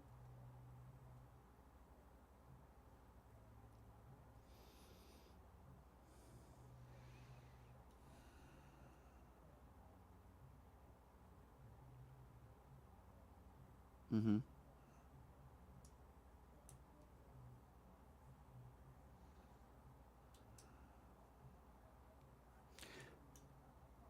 Somebody on there are people on YouTube that are saying they can't hear the caller. I apologize, caller. There's people on the YouTube super chat that are saying they can't hear the caller. So I don't know. The caller's talking about knowing. Yeah, I don't know. Wrestlers. I don't know what's going on with the audio, but I got about 50 people that are saying they can't hear the call. I apologize. Go right ahead. Okay. Well, I can hear you just fine, but everybody on YouTube can't hear you. I don't know what just happened, but go ahead, sir. My ex-wife actually contacted me earlier today after Hulk died, and she's trying to dig up some of the old photos that she has with my son hanging out with all these wrestlers. They can't hear it. Yeah, that's weird. I don't know what's going on. I don't know what just changed there. He was talking about Hulk Hogan. So the caller, now they're saying sound is fixed. We can hear him now. Okay, I don't know what just happened. Go ahead. Go ahead, sir. Okay. Sorry about that. Go ahead. Guys like Hulk Hogan, Randy the Macho Man Savage, they used to come by my house all the time. And they seem like decent people. Right. And I'm talking 30 years ago, back when my boys were like 4 or 5 years old. And my wife, my ex-wife, she thinks that she can find the photos of some of those wrestlers with my sons. Okay, well, let's go back to the big topic at hand if we're talking about that, which would obviously be Hulk Hogan, okay? So my opinion on Hulk Hogan has not changed in a very long time since the audio was released of him openly using the N-word and self-admitting that he's a racist. I'm going to be very clear on this, and I don't care if there are people in the chat, and I don't care if there are people out there that are huge Hulk Hogan fans. I don't care. Hulk Hogan was a really bad guy. He was not a good man. He was a bad dude, and we're not just talking about cheating, okay? I know Ozzy Osbourne and he cheated. said it openly. Yeah, he was racist openly. Right. I know Ozzy Osbourne cheated on his wife, and I don't abide or commend that behavior, but I know Ozzy made his mistakes. But I wouldn't put Ozzy Osbourne in the same category as Hulk Hogan. Hulk Hogan was a bad dude, and I mean that in a negative way. He was an openly racist, bad man. Big-time Trump supporter. supporter. And just because you're a Trump supporter doesn't necessarily mean you're a racist, but Hulk Hogan was. What does it say about the Republican Party that they would let this guy who openly used the N-word to speak at the Republican National Convention? Ladies and gentlemen, that's everything you need to know about Republicans. I can tell you, Brian, I never heard Hulk Hogan use the N-word in my presence. Okay, but sir, what does that mean? How's that relevant? Well, I'm just telling you. So if David Duke, if I we're told telling you that he did say it as a bad person. But. Okay, so let me ask you a question, sir. Have you heard the audio tape of Hulk Hogan self-admitting that he's a racist? Have you heard that audio? Oh yeah. Okay. Oh, yeah. So so knowing that he is an open racist and he uses the N-word, I'm wondering how you can say right now with good conscience, in good faith, that you don't think he's a bad person. How can you say that? Oh, I'm not saying he's not a good person. I'm not saying he's a good person. I'm just saying he didn't come across as that person to me back then. So that could have been an act then, couldn't it have been? It's possible. I mean, they're all actors. I mean, that's okay. So what can you? all actors. I'm having trouble following you. Hold on a second. So, are you willing to admit to me right now that Hulk Hogan was a bad guy? Oh yeah, yeah. Okay. I don't care. I don't care about him now. Okay. I can care less about him. Okay, I understand. I was getting a little worried there for a second, my friend. Okay, I understand now, Keith. Okay. All I was saying Jeffrey was Dahmer was a pretty good guy when he was young. Back then, he didn't come across to me as a bad person. Yeah. Well, listen, I didn't know about it. I'll be honest with you, Keith. I didn't know about any of that stuff. I didn't know that Hulk Hogan was a blatant racist. But then when this audio comes out, it's almost like he becomes a star within the Republican Party right? They loved him. If you're the I don't get it. They were I don't cheering get him it and either. cheering him. They're going, I don't get it. If you're the McCloskeys and you point a bunch of guns at a bunch of black people, all of a sudden you're a hero and you're speaking at the Republican National Convention. If you're Kyle Rittenhouse and you're 17 years old and you show up to a Black Lives Matter protest wearing camouflage and holding your AR-15, looking for trouble, you become a star within the Republican Party. You know who the Democrats put up there? They put up war heroes. You know who Democrats put up there? They put up families who have lost loved ones. Humanitarians like Oprah. Thank you. Yes, they put up humanitarian people who help others. Michelle Obamas of the world, heroes. That's who the Republicans put on a pedestal. The guy who runs the UFC, okay, Dana White, who smacked his wife in public. A guy like Kid Rock, okay? Kid Rock, who uses homophobic slurs at his concerts. And shoots beer cans. Yeah.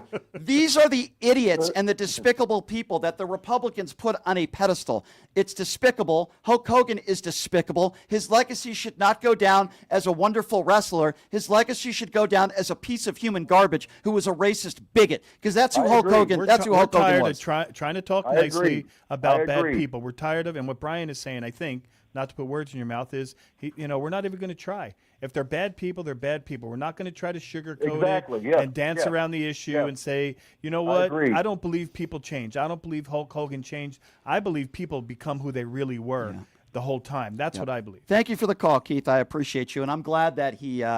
Thank you for letting me rant. He re-emphasized his feelings. And on I Hulk agree Hogan. with you. I was getting worried there for a second. Demetrius is online too. Hi, Demetrius. What's going on? Hey, how y'all doing this afternoon, gentlemen? Hey. I want to piggyback on to what Leonard had said that that I honestly believe that the reason why they're supporting Trump, a good portion of his base, because they wouldn't mind being with underage girls themselves.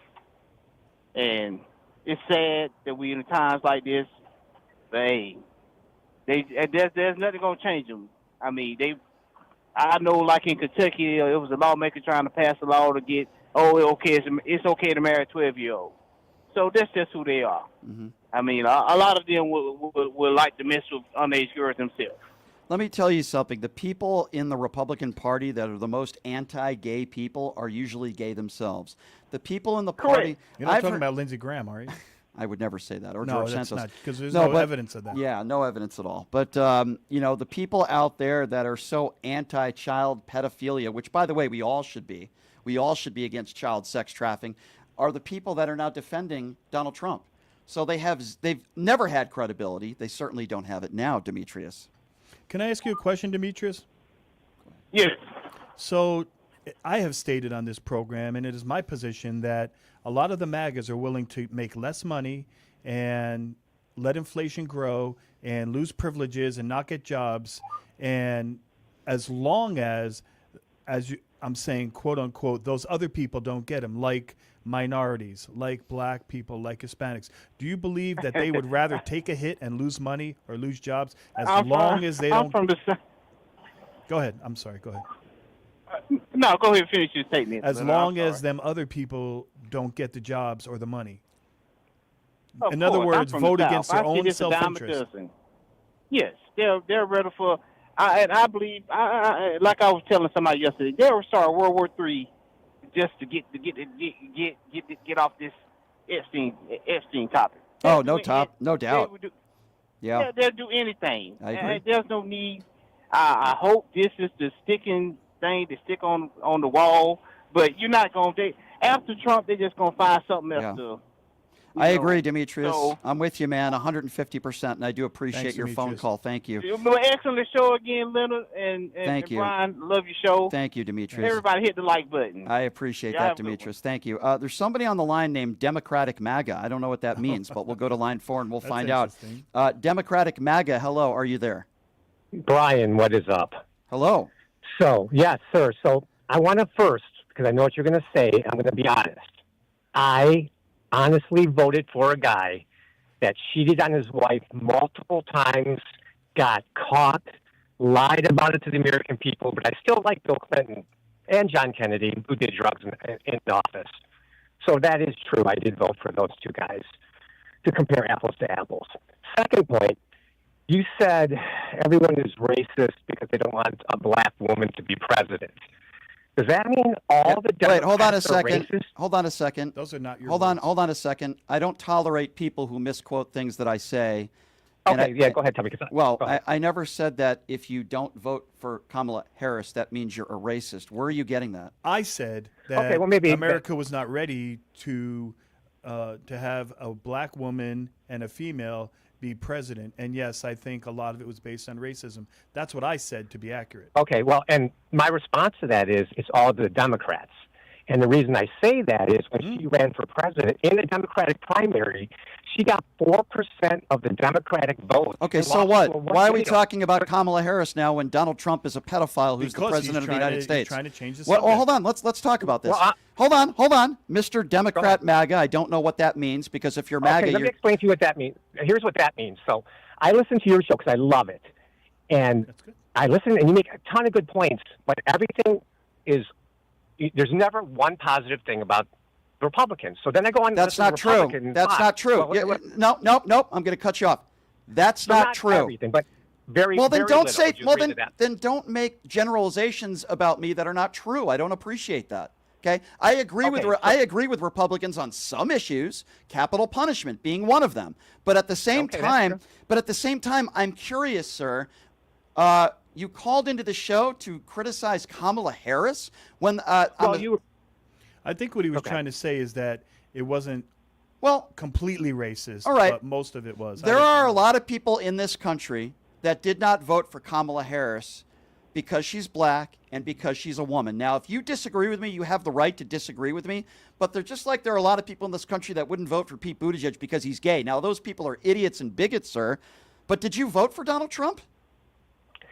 And you're not going to believe this. I'll tell you the honest truth. I was going to finish my sentence. So then I listened to Fox, and they have never, ever had anything good to say about Democrats. Did he not answer? Did you? Who did you vote for? Who did you vote for? This is the swear to God truth. I'm going to tell you. I did vote for Harris. I held my nose and voted for her because it was the lesser of two evils to me. It wasn't the lesser of two evils. Hold on a second. Hold on a second. Why is Kamala Harris evil? Well, that's just a terminology. Okay, then maybe you shouldn't use that because she's the lesser of. It's hyperbole. It's not true. It's not true. You want to know who's evil? I'm going to tell you who's evil.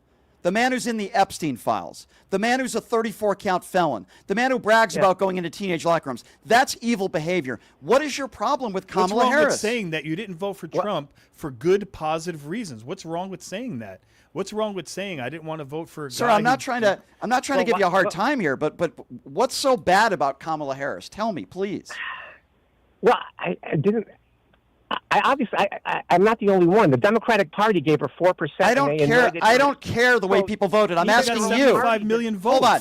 I don't care what the percentage of whatever you're.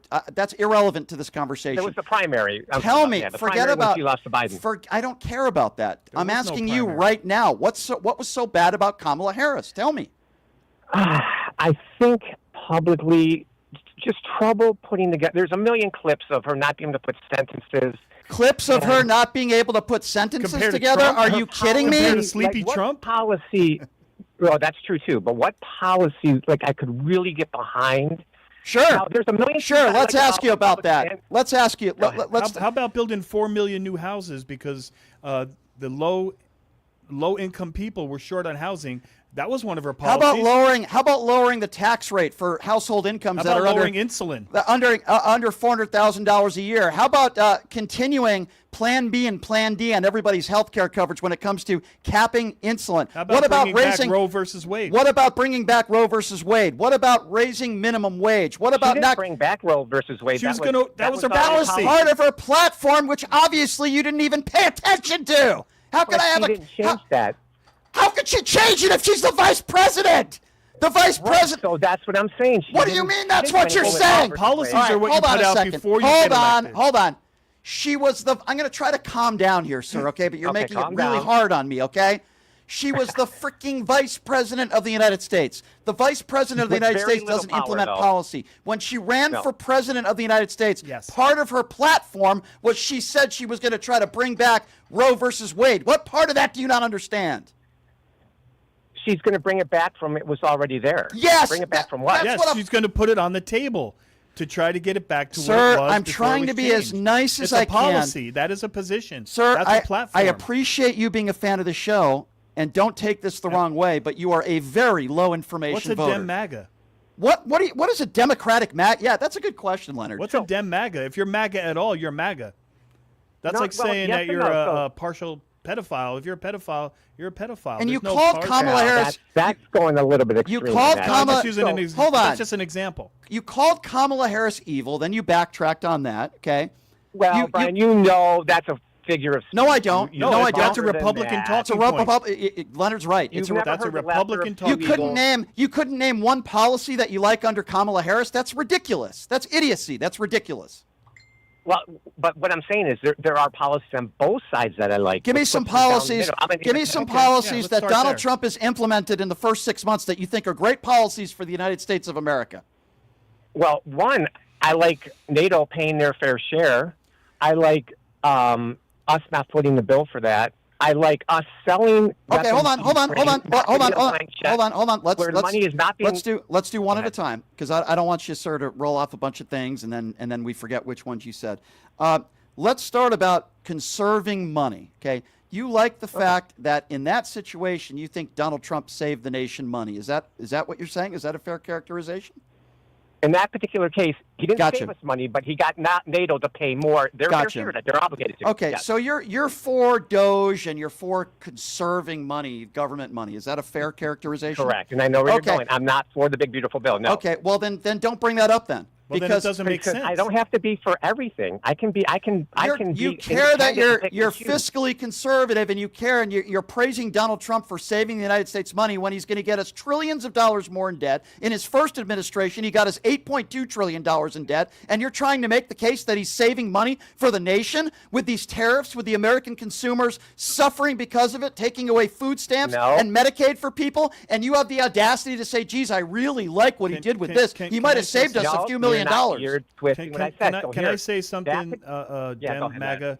Can I say something? So the reason Go why ahead. Donald Trump pushed for more money to be put into NATO was so that he could help the manufacturers in America who sell weapons of war. So when the weapons of war go to Ukraine, they can pass them through NATO, which he's done, and NATO has to pay the bill. So he's helping Correct. out the warmongers. And you agree with that? Well, it's put. Now you say people lose their job because of this and that.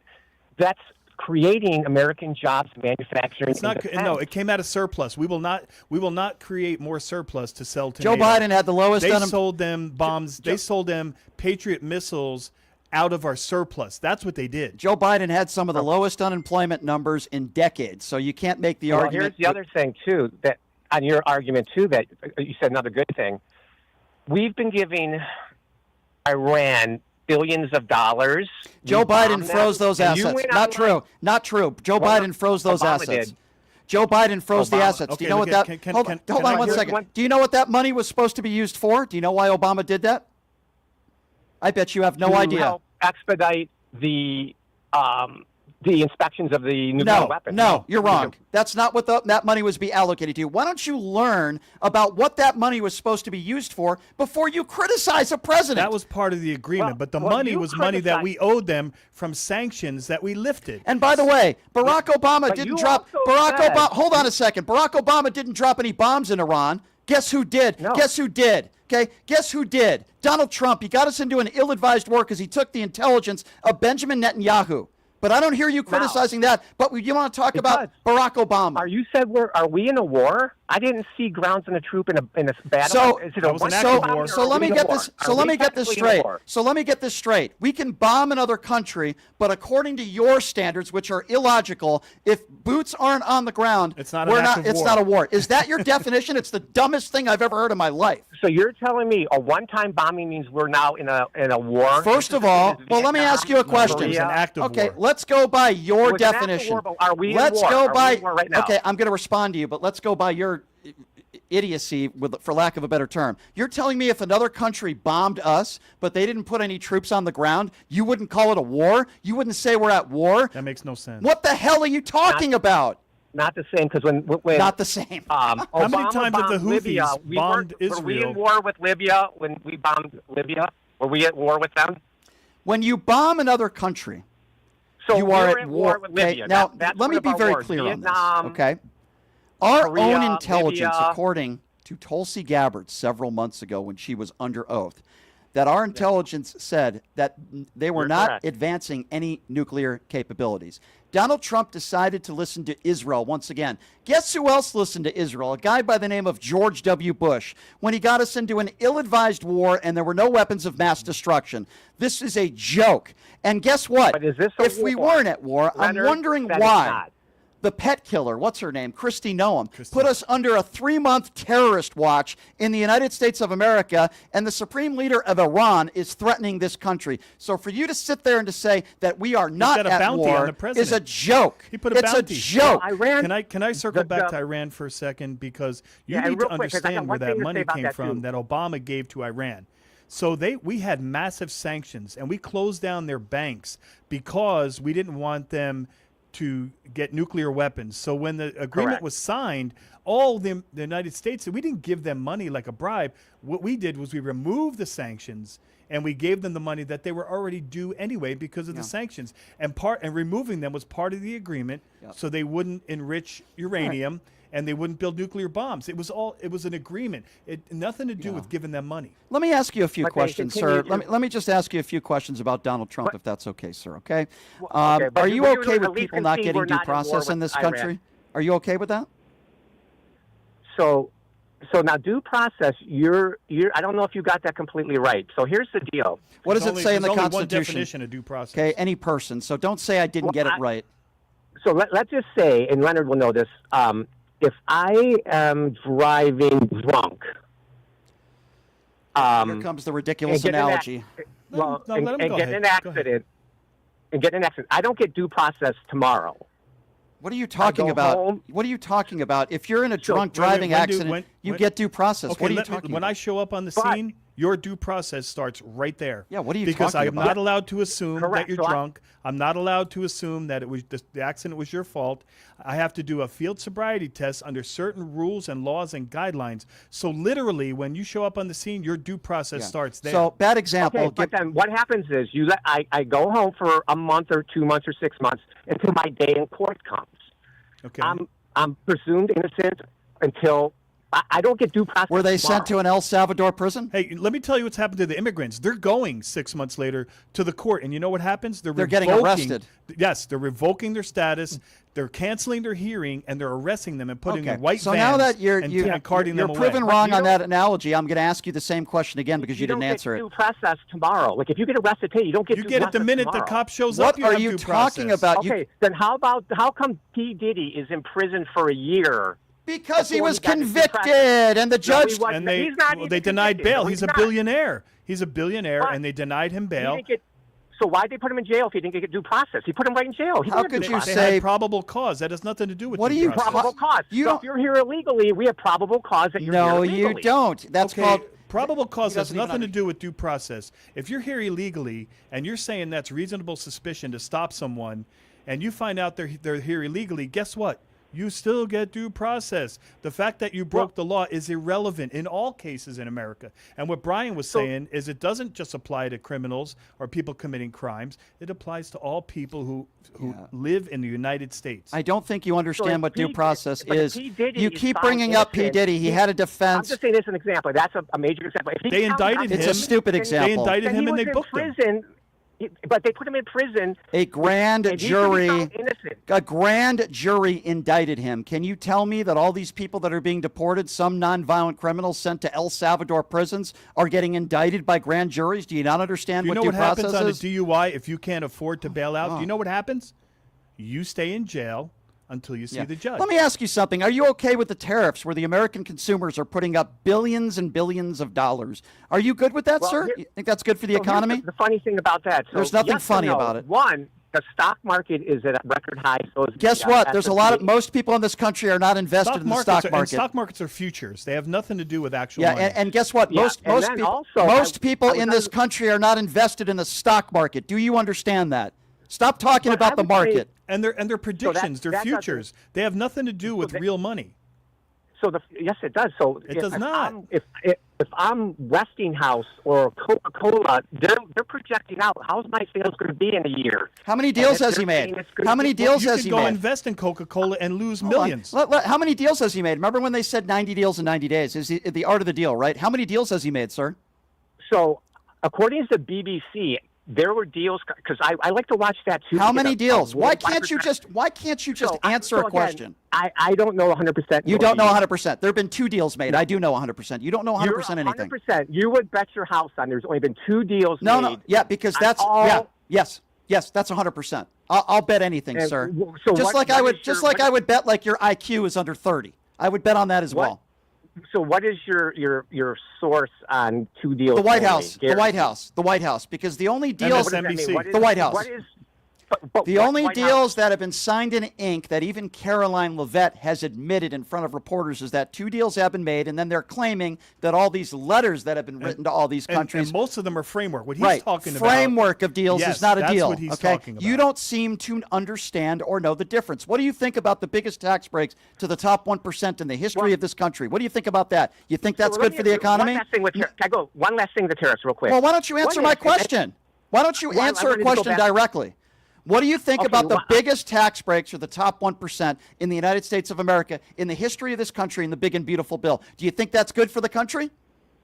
No. You don't. And again, that's because I'm not 100% on either side. I'm down the middle.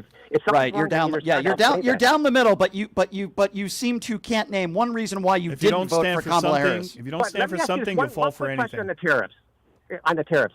What if? And I'm just asking because I don't know. What if every country, including us, just said there were no tariffs? We don't tariff you, you don't tariff us. The whole world has no tariffs. Like, what would happen? Nobody is saying that. In fact, many people. I'm answering your question. Many people across the world, including politicians in this country, think tariffs can be used in a positive way. But there is a reason why nobody has ever done what Donald Trump has done, because it's a joke. It's ruining our economy. He doesn't understand that tariffs come out of our pocket. Exactly. That's what MAGAs don't understand. The White House is bragging about how the government has made billions of dollars off of these tariffs because they made it off the American consumer. We're the ones that are paying for it, and everybody else in the world is laughing. You think when these world leaders like President Xi and others get a letter, you think that's a deal? If I write a letter to Jessica Alba saying that I want to marry you, do you think Jessica Alba would say yes? If I write a letter to my mortgage company saying I'm not paying my mortgage, I made a new deal. Well, then, you can't do that. But if that's the case, then why do other countries put tariffs on us if it's going to destroy and charge? Because they're not doing what Donald Trump is doing. You don't understand the difference. Every country in the world has tariffs on us. Do you not understand the difference? No, they don't. That's not accurate. That's also not true. But do you not understand what country does not? Vietnam.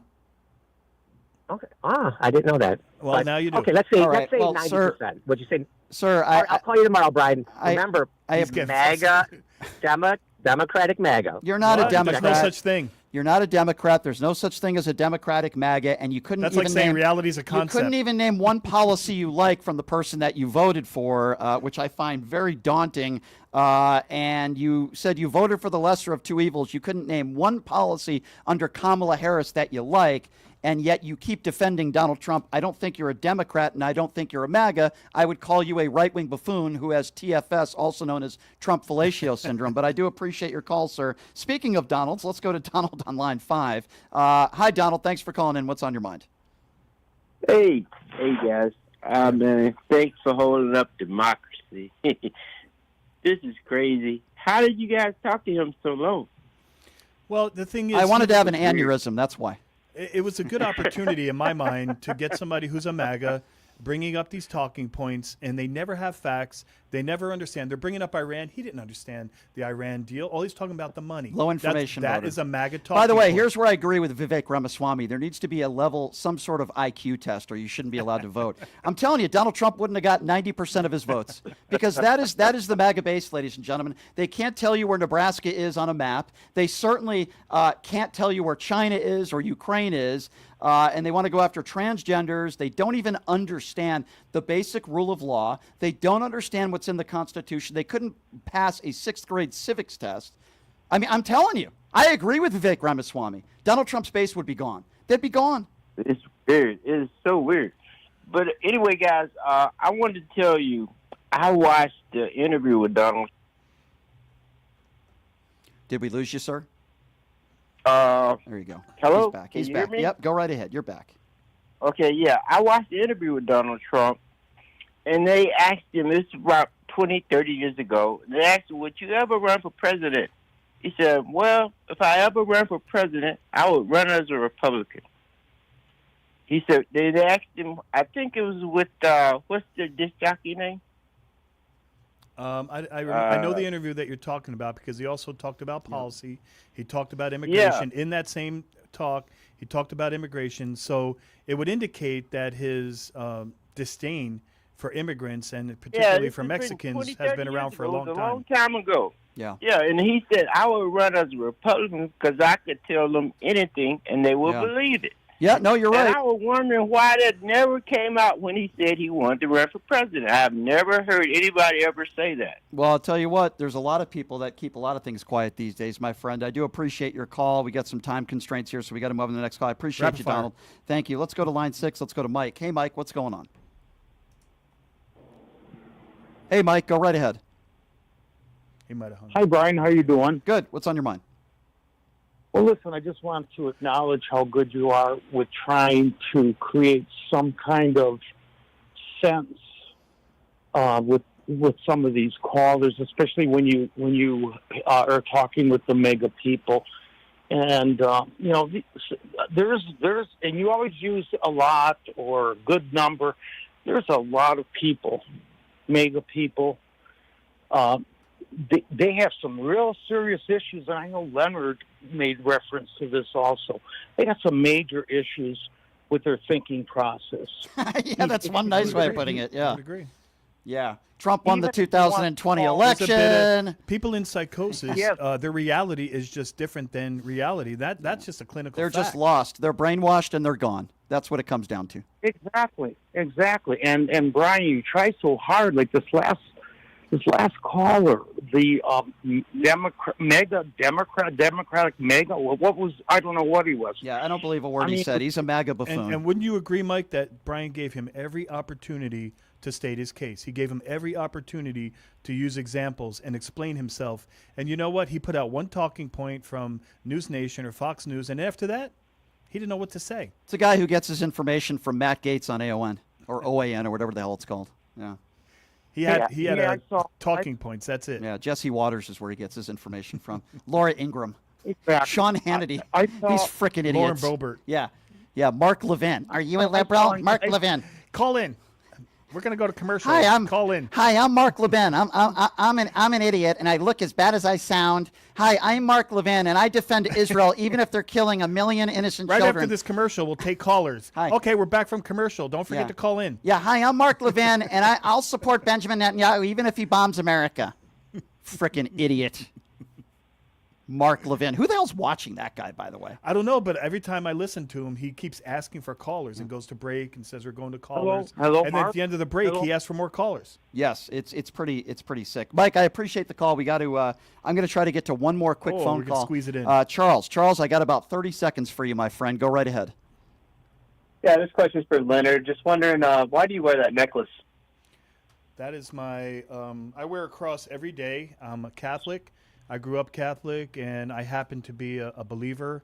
And I guess we could have a debate all day about that, back and forth. But one of the reasons I wear it in public, and maybe even on this show, is I want people to know that the MAGAs and the Republicans that say they're Christians have no idea what a Christian is. Charles, why are you asking him why he's wearing a cross? It's not a Caroline Leavitt thing, just so you know. Charles? I was wondering where his Charles, why do you wear forgiveness is. Charles? Why do you wear the Donald Trump knee pads 24/7? Why don't you, Charles? Here's what I want you to do. Here's what I want you to do. do, Charles.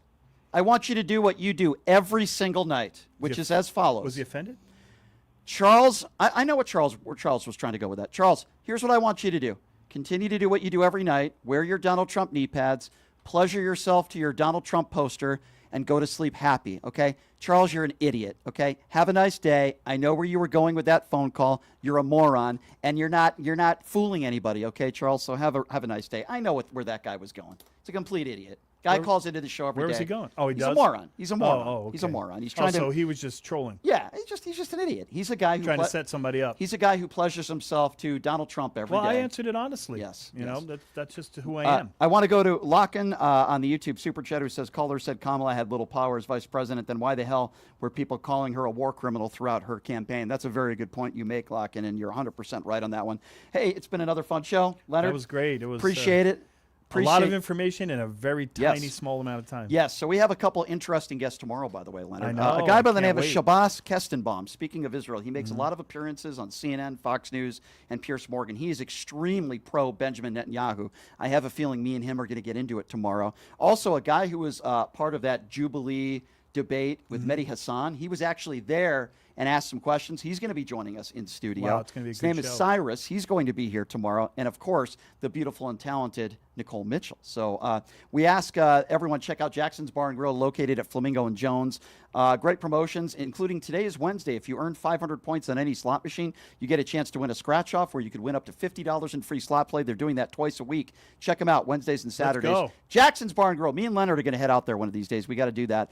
And, of course, the YouTube Super Chat. We appreciate all of your support. Pushing the Limits.live. Everybody on the Really American Network. This is our second week on there. It's been great so far. We appreciate all of you. And Leonard will be back hopefully Wednesday. Thanks for next having week. me. Leonard, it's Next always great to Wednesday, see you. I love it when you're here, my friend. All right, everybody. And thanks to Ryan Shedd for joining us as well. He's a great guy. He's got a new podcast. We will see you tomorrow, everybody. It's Friday. Have a great day. Have a good weekend, Brian.